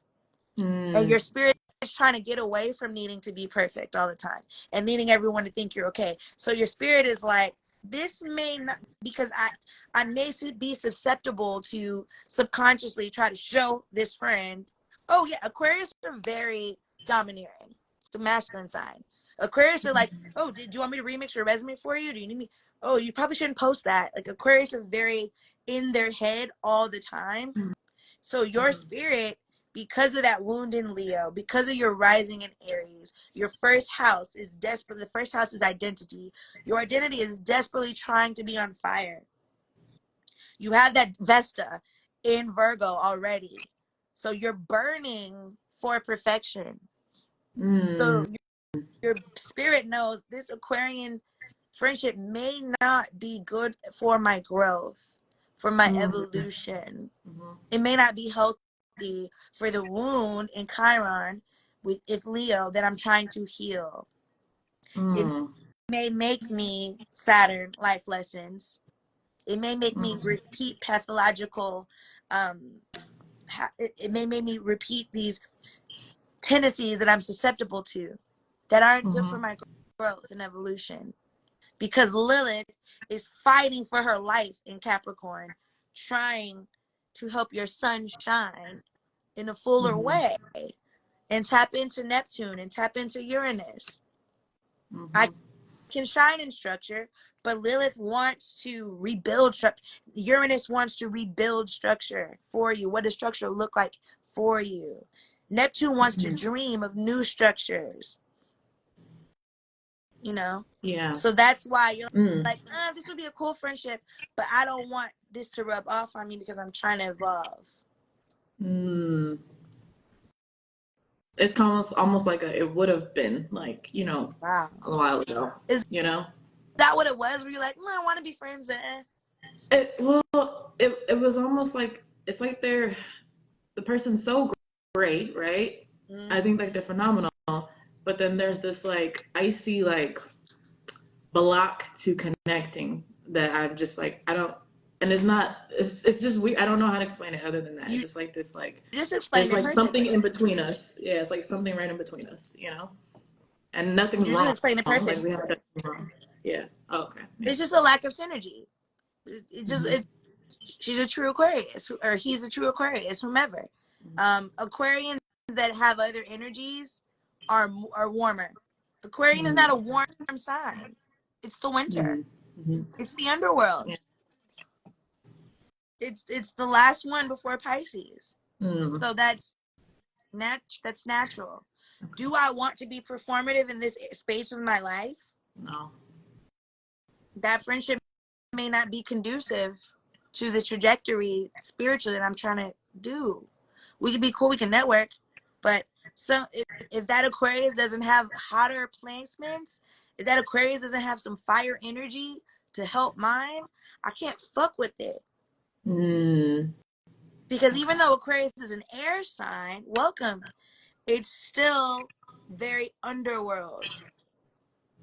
I might need to be friends with a Gemini because Gemini is in the living world.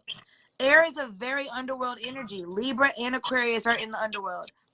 Air sign only has one living world placement, the Gemini, the twins. That's why it's two of them. My sister is a double Gemini placement. She's Virgo, double Gemini. So she's a good time. She's a good time. All Mercury. She's all about communicating. Yeah. So see how there's Libra and Aquarius in the underworld, and then there's Gemini in the living world. 2 versus 2, baby. Yeah. I so see. If you were going to be friends with an air sign, it would need to be a Gemini. There would need to be a Gemini placement. I have a Gemini stellium. Okay. We'll be friends. It. Yeah. Yeah. You don't need an Aquarius right now because it seems like your chart is really trying to heal that Chiron and Leo, and your Aries rising needs some support. But Aquarius are wonderful.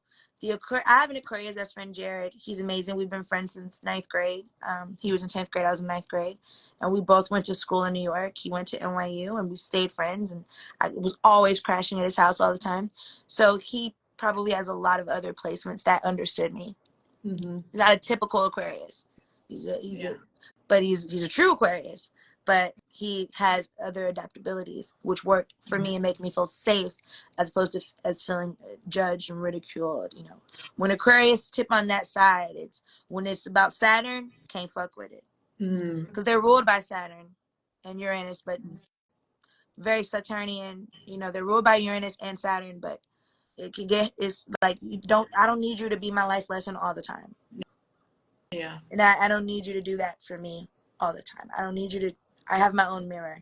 And Aquarius are very, they have this need to rule the world, to save the world. You know, I call it the planet of benevolence. Like Aquarians are like, I'm gonna save the world, and it's like I don't need you to show me where I'm fucking up right now, and I don't need you to victimize me. I don't need you to point the finger. I can do that for myself. So that is a lot of why you may feel that aversion to Aquarian energy. If you're just joining us, thank you for joining us. DC, please put your sign in the comments so I'm able to keep track of all the energy that is here with us. I missed a planet for you. Oh, let me see. Mm. Oh, well, Jupiter and Yeah, Virgo. abundance. Hmm. Jupiter is abundance, growth, expansion. So it being in Virgo, in a feminine sign, Virgo is, all the earth signs are feminine. Oh, So okay. yeah, so Taurus, Virgo, Capricorn, and then water. Earth and water, Mother Nature, are feminine. Father Time, Hmm. air and fire, are masculine. Ah. Yeah. So um you having Virgo with Jupiter multiplying fertility. Jupiter also um is about fertility as well. So Jupiter kind of works well with the Cancer energy, the building of a home. So expanding, right? How you expand, how you multiply your legacy, how you grow. Yeah. So it could be literal, it could be metaphysical, it could be like that. So you having Jupiter in Virgo means that you expand in duality. You feel like you're growing when you're able to be a virgin and when you're able to be a vixen. You Mm. crave that balance of dichotomy and juxtaposition to feel growth, to Yes. feel evolved, to feel like my legacy is solid. Mhm. I am Jupiter. I can grow in being also rooted in the earth. Virgo is earth. So having stability, feeling grounded, that's when I feel like I'm growing. That's when I feel abundant. So you can make it a sentence using abundance. So Jupiter, right? Jupiter in Virgo. I feel abundant in the earth, Virgo. I feel abundant in duality, Virgo. I feel abundant in my femininity, feminine sign. And what house is it? It's in the sixth house. I feel abundant in my career. I feel abundant working. I feel abundant when my work is rooted in the earth and I'm able to help all kinds of people. Yeah. I'm able to help different sides. So Mhm. you make a sentence, use the planet, what it means in all aspects of where it lives. And it shows you how that works for you. So you feel I the love most, it. come on, mantras. Yes, you can make your own mantras with your chart. I feel abundant in the earth. I feel abundant. Call on Jupiter. Mhm. I feel abundant when I'm able to be both sides of my womanhood. When I'm able Mm. to be a bad bitch and a good girl. Mhm.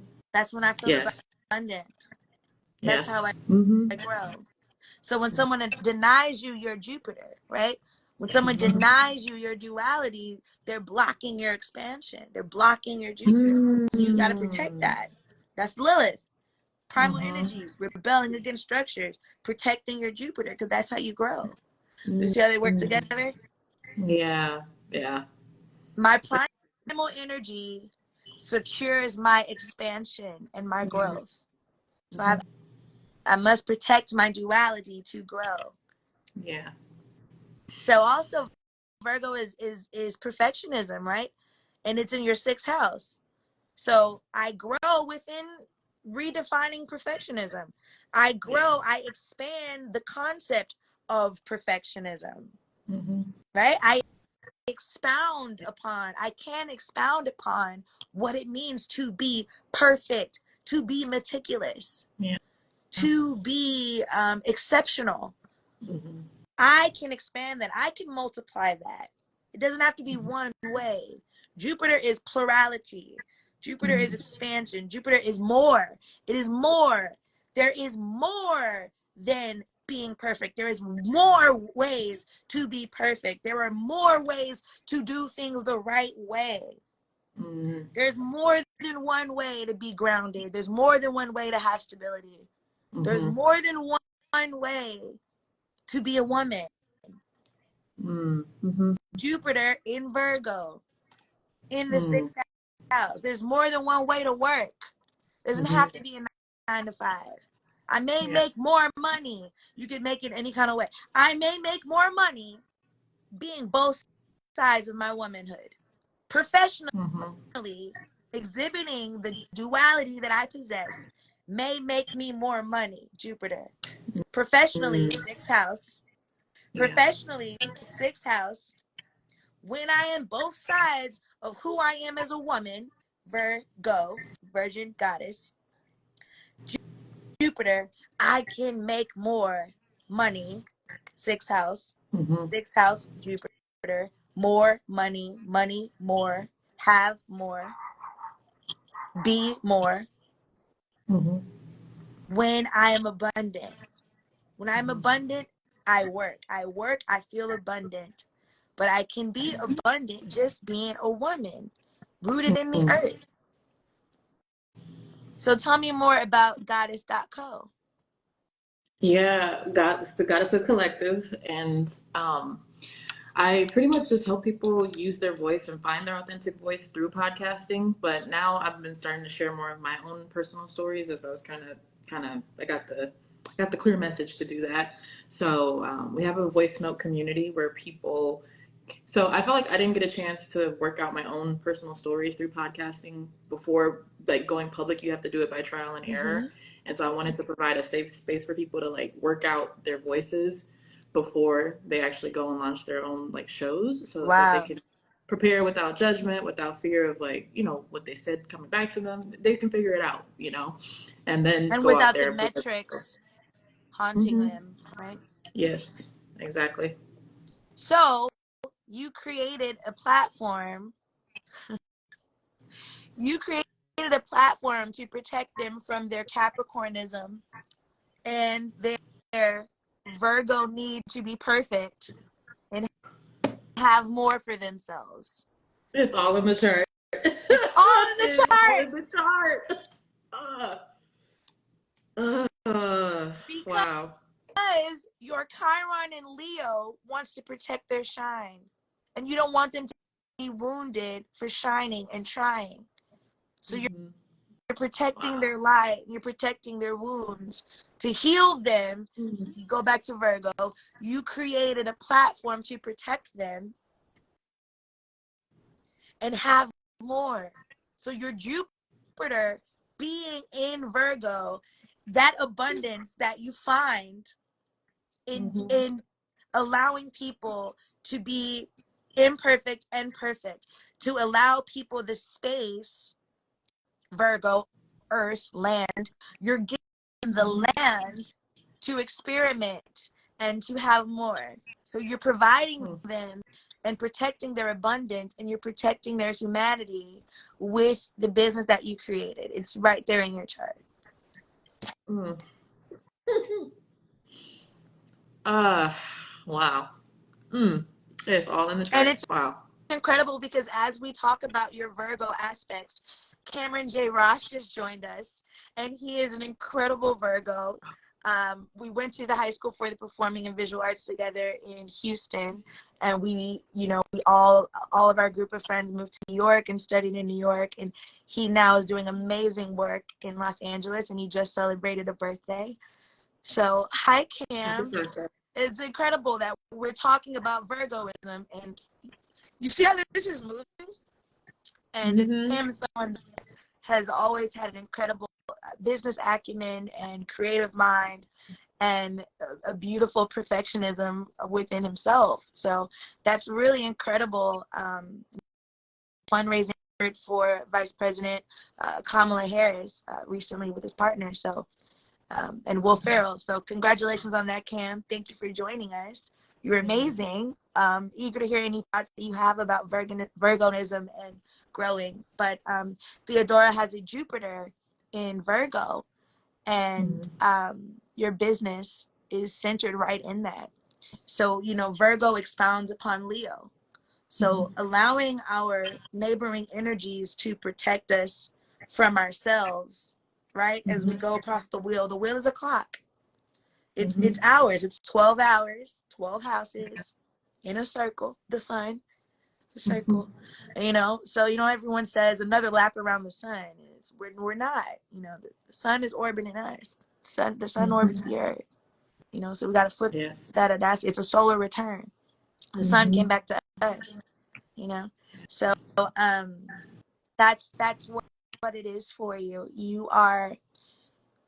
Your chart is beautiful, and it's a lot of underworld energy, but Your living world energy is profound, and it's there to protect you, and it's there to show you that you can exist in the light and the darkness. Allow the darkness to, to protect you, but don't allow it to inhibit you. Mm. That's where that Leo got to jump out. That's where that Virgo has to say, wait a minute, two things can be true. There's more than one way to be perfect. So you have to allow your Leo and your Virgo energy to combat that Capricorn energy and that Scorpio energy. Let that Scorpio energy work for you, and you got to temper that Cancer energy, because that Cancer energy will play in your face and try to make you think that it is one way to shine, and that I can only shine in the nighttime. No, I can shine in the daytime as well. And everything doesn't have to be, in the water. It's okay to be on fire on the land. I don't have to go to the ocean to shine. I don't have to go over there to the water and feelings and be wet and be in the home and have babies or whatever that Cancer energy manifests for you in that moment. Caretaking others. No, I can shine. I can tap into this. I can adapt like a Leo, and I can heal myself in my Leo energy. Yeah. And there's way, you can harness the good Cancerian energy. Welcome, y'all. You can use that Cancer energy to make friends with your shadow. Make friends with the nighttime. Let the nighttime know that I'm not scared of you. The moon comes after the sun. The moon also comes before the sun. So you can be my opening act, or you can go on after me. After I wear the crowd out. Okay. After that Leo get off stage, baby. For now, next to the stage, my Cancer energy. You got it. I love Cancer, but you got to let Cancer energy work for you. Yes. You know what I mean? Let it be your Missy Elliott. New Monica. Like, let it be your Missy Elliott. Let it be your producer. Let that Cancer energy be your songwriter. Let that Cancer energy, Saweetie, new hit. New hit. You think you're never getting rid of Saweetie. She's a wonderful talent because she stands up for herself. She works her ass off. Let your Cancer energy, whenever I'm struggling in an area, I think about an icon with that sun sign. Cancer, Fantasia Barrino. Fantasia, she's going to show up on the red carpet looking good and give you a performance that's going to change up every time. Instead of Cancer energy defeat you, let it work for you. Because I have very violent Cancer energy. My Chiron is in Cancer. So I have wounds around motherhood. I have wounds around caretaking. I have wounds around my shadow. I have wounds around needing to be feminine enough or girly enough and soft enough. So I have to learn how to let that work for me. So I'm sharing that with you because it's similar in the fact that it is karmic. Because you have it empty, but in your fourth house. I have Juno there, which is marriage, contracts. I have Chiron there. So you have Chiron in the sun, and I have Chiron in the moon. So my pains are around my injuries, my vulnerabilities, my traumas. Cancer is water. If I say them, do I need to cry? Do I need to talk about my sad story? Or do I need to hide it? Because it's nighttime. You know what I mean? And then it's also my rising. So I need to present as warm. I need to talk in a softer voice. I want people to like me. All of those. So those are my Cancer energy. So I understand that pain. Yeah. You gotta harness it. You gotta let it work for you. It's that inner child. Have you seen the meme with little Dakota Fanning, and she's fighting Brittany Murphy? That's Cancer energy. It's the wounded inner child. It's the need to mother, the need to show up in the world as a woman in the moonlight. We're going to like a dimly lit room. It's this need to be perfect. Cancers are similar to I'll say this: Cancers are the Virgo of the luminaries. Mm, That's why it's okay. Leo in the middle. It's Cancer and then it's Mm-hmm. Virgo. Mm, Like, I need to be this perfect, beautiful moonlight and this perfect dimly lit room, or I need to be this little angel that sometimes is bad. Virgo on this mm, side. Virgo's over here. Cancer's over here. And Leo's like, fuck it all. Fuck it all. Look at my graffiti. Like, Leos are like, I'm going to do me. I'm a lion in the wing, like, claws yeah. out. So if that helps you understand how to balance your Virgo energy and your Cancer energy, the only answer is your Leo energy. That's the only answer Mm, to mastering both of those feminine, cunty, mean girls. You've got to tap into that lion. You got to be a lion, Stephanie Mills. Play Be a Lion by Stephanie Mills from The Wiz. That song will show you the ways in which you can anchor that inner strength. And that's why in The Wizard of Oz, it's the cowardly lion. Because that we're taught to hide that. We're taught to feel small. We're taught to beat that Leo energy down. Oh, Leos, I hate Leos. We're taught to hate that. We're taught to hate the sun. We hate black people. yeah. Black people are bad, right? Racism is the opposition of blackness, the opposition of melanin, the opposition of the sun. Who are the only race of people Mm, that can sit and lay up under the sun? Black people. So think about your Leo energy in terms of that, embrace the rhythm, embrace the blues, and embrace the colloquialism and the stylish way that we talk, embrace the rage, and embrace the theory, embrace the way that we're able to have our hair stand towards the sky. That's your Leo energy. Embrace yeah. all things Mm, about it. It's beautiful. Yeah, we break our language sometimes and we say what we want. We switch the propositions around. Think about it in terms of that. Every time you try to mm, squash your Leo energy, think about how people try to squash the spirit of Black Americans. yeah. And then that will help Mm, you give that grace. I be mm. spitting sometimes. That is so good. That is so good. No, That helps you me. was in the pocket. Thank you, You were in the sis. pocket. Thank you. It helped me because I experienced a lot of that in elementary school. I'm too much. Stand back. Let another kid sing the song. All of those things. You're not that cute. You're not that funny. Why does Monica get everything? And then I started to think of myself as just a Black girl in America. I'm just trying to be great, Yeah. man. If that's wrong, if it's wrong to abuse people because of the way they show up in the world, then it's wrong for me to hate that within myself because that's why Mm, I can't control it. yes. So that is that's what I want you to Oof. take. I want you to really sit with your Chiron and allow it to heal you. Like people Yeah. like just focus on those primary like planets, the big three. Some people just know their sun. Some people just know their big three. Some people stop at Mars. But I really welcome you to really get into those asteroids, them comets, the baby planets. That's where that's where it's like really you. Like those are that Yeah. it makes it all make sense. The This empty planets blessed where me. there's This really nothing. blessed me. This is yeah. Mm, yeah. This was Thank you. everything. This is everything. Thank you so much. I appreciate you. Thank you for supporting me and for giving me the honor of having this moment with you. Like, thank you for sharing your story and opening up and being so open and willing to do it because some people are like, oh no, I'm not going live. Like, I don't want to do that. And you said yes.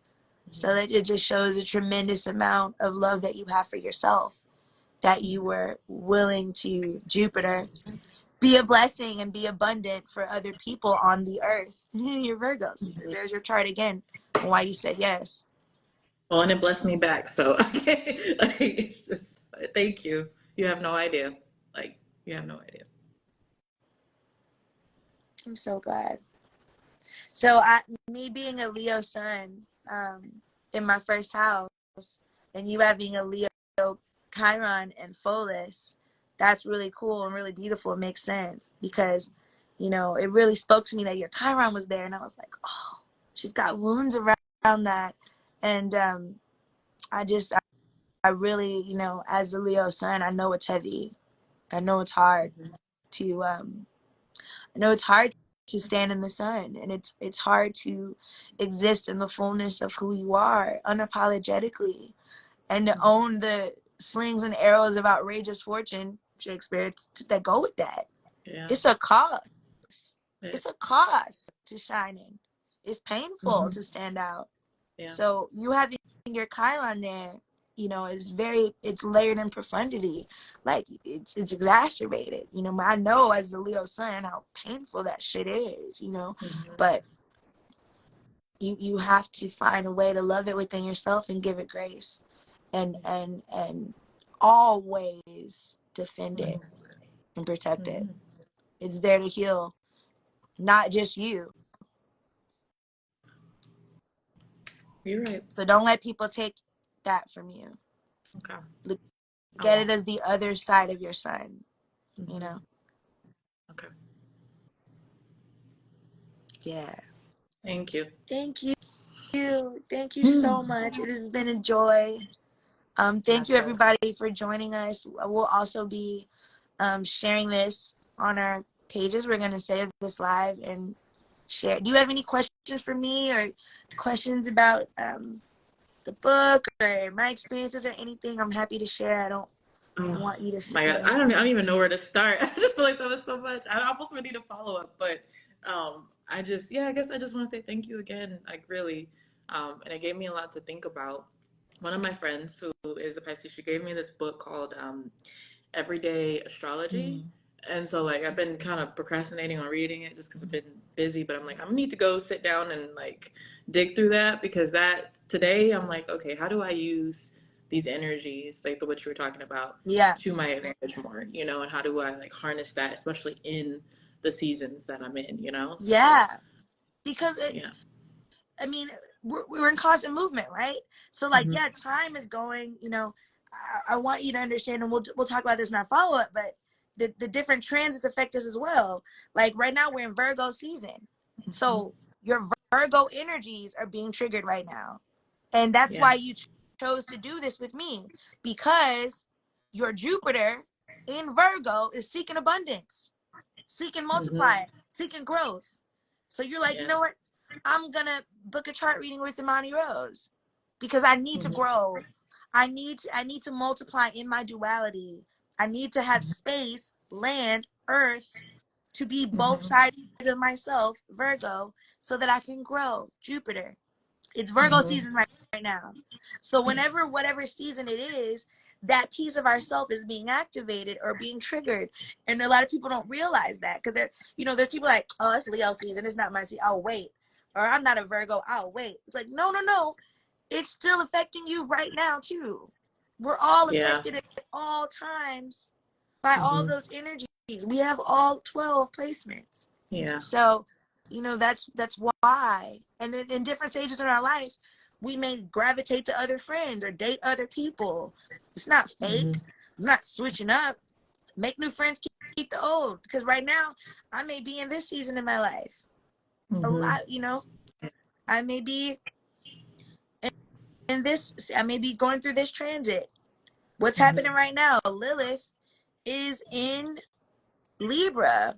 Um, I hung out with my Libra friend. She came to one of my events I did with Revo a couple of weeks ago. She called me and needed to talk. Lilith is in Libra. I have Lilith in my second house. So Yeah. it's a core Yeah. part of my identity. Sorry. A core part of my identity is rebelling. Rebelling Mm. against Virgo. Rebelling against perfectionism. Mm-hmm. So my Lilith is like, fuck being perfect. I am a good girl and I am a bad girl. So Mm-hmm.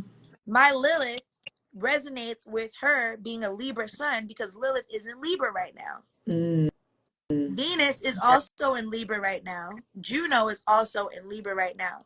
So a lot Mm. of women, a lot of women that have experienced divorce contracts Mm-hmm. are resonating with me right now. Or Mm. wanting, hey, Mark, let's go grab a drink. Women that have been in Mm. long-term relationships are connecting with me right now. Women that have dated a guy on and off for 10 years or so are connecting with me right now because Juno is in Libra. Mm-hmm. So a lot of people are triggered by that right now and want to get it out. Also, Venus, goddess of love and beauty, is in Libra right now. So a lot of women right now today, even though I'm not a Libra, I have Venus it rules my moon. I'm a Taurus moon. So I'm a Venusian energy. So Yeah. Venus being in Libra right now, where people are seeking justice, people are seeking retribution, people are experiencing Jen and Ben divorce, Debrat and Judy getting a divorce, Judge Mathis and his wife getting a divorce. It's breakup season. It's court. It's public opinion. It's the debate. Kamala holding Trump accountable. Libra season. Yeah. Anytime anything is in Libra, even though it's not Libra season yet, Venus is in Libra. Woman, divine femininity. Venus in the living world is Taurus energy. Venus in the underworld is Libra energy. So anytime Venus is in Libra, anything is in Libra, it's about fixing things that are wrong against women. It's divine. It's divinity and womanhood needing to be rectified in court of public underworld. Underneath it all, underneath all the flowers and bullshit, this is what's going on.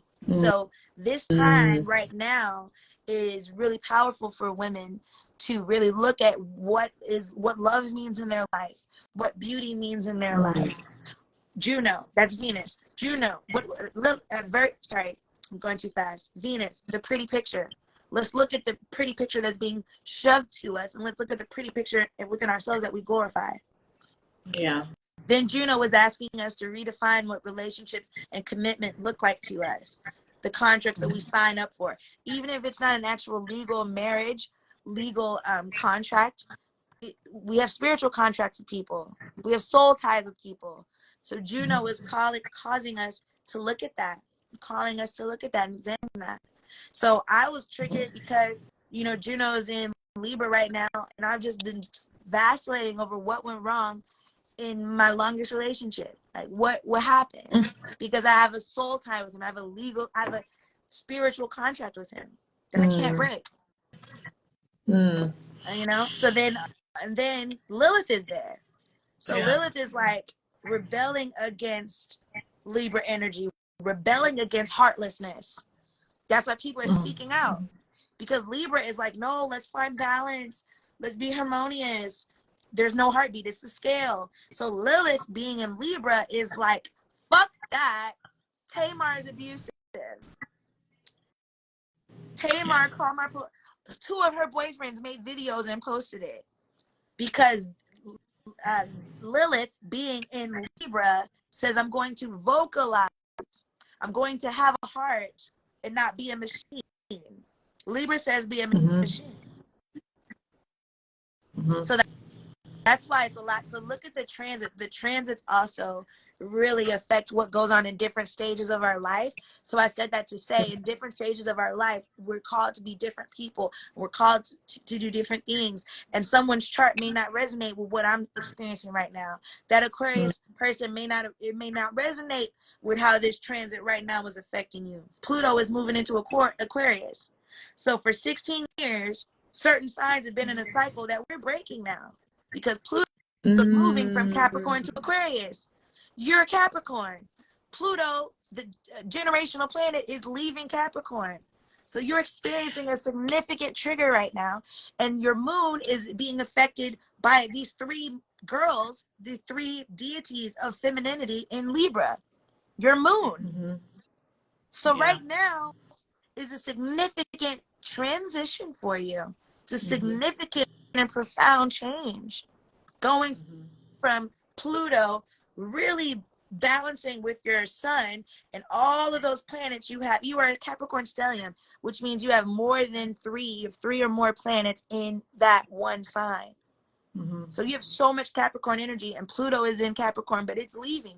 It's going towards Aquarius.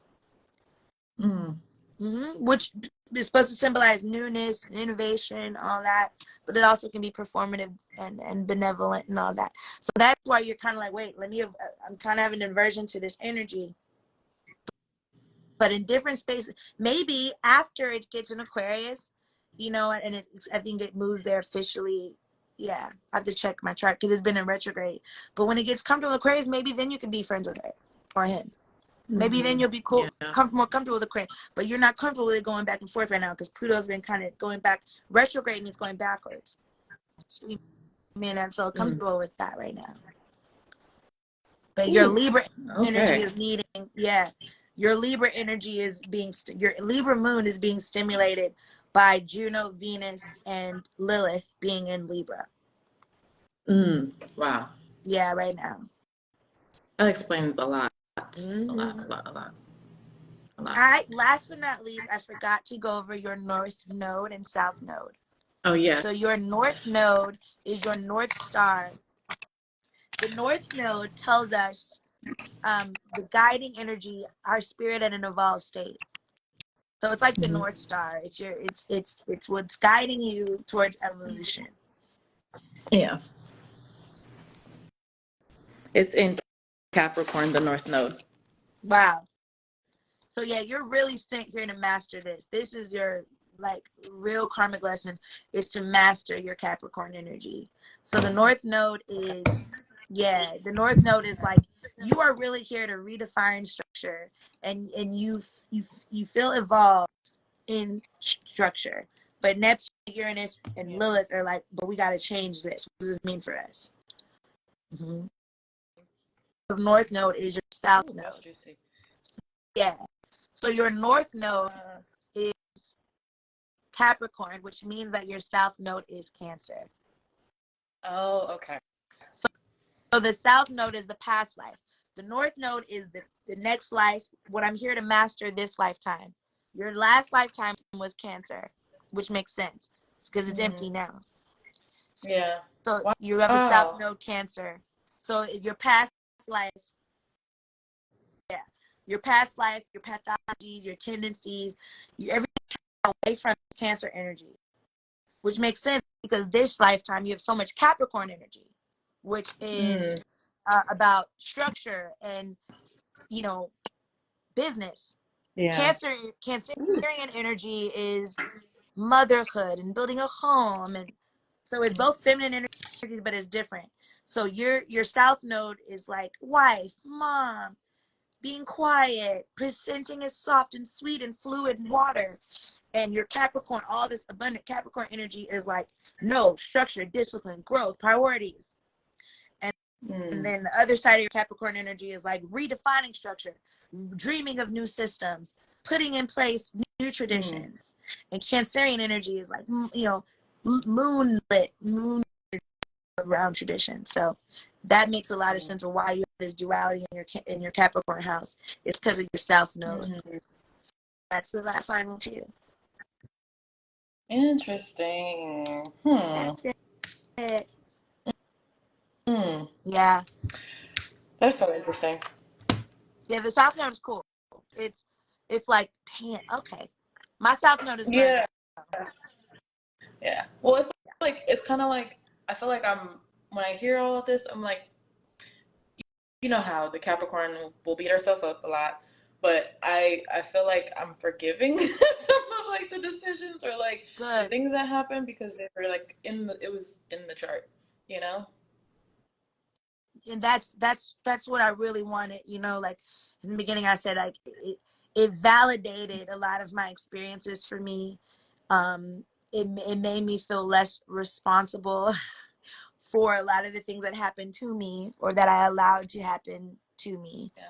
So it really helps you give yourself grace. It helps you forgive your inner child, your inner teenager, your young adult self. And it's like, okay, that makes sense why I allowed that. That makes sense why I needed to do that. And other people too. And other people, because it was very healing. Good. I'm really glad. Thank you. That was really my goal of this, was to give you that, because that really helped me. Yeah. Yeah. Ooh. Well, thank you so very much for joining me today. This was my very first one of this series, Musings in the Sun, with you guys. So today we did some Musing in the Sun with Theodora Ako, and her page is going to be in the caption. Make sure to follow and support this beautiful person. And we're going to continue to do things, and we're going to continue to grow together as a collective. And I hope that you, with your beautiful Capricorn structure, can help me to, support all these beautiful people out here and build a new system and ways for us to connect, and not just as women, but hopefully people of all gender identities feel comfortable to join in this self-discovery and self-forgiveness, and that we're gonna do here with Musings. Absolutely. Thank you so much again. Thank you so much. We're signing off. We're gonna save this and we're gonna post it. It's gonna be look at our nails. I just broke this one. Mm-hmm. That's the Aries rising. That's the Aries rising. That's that Leo. That's that Leo, Pholus, and Chiron going. Hold up. That's that Sagittarius, Mars. Yeah, it's real. It's real. Okay. Mm-hmm. You saw Okay. that. We're gonna sign out with some spirit fingers. Thank you. All right. Bye. Bye.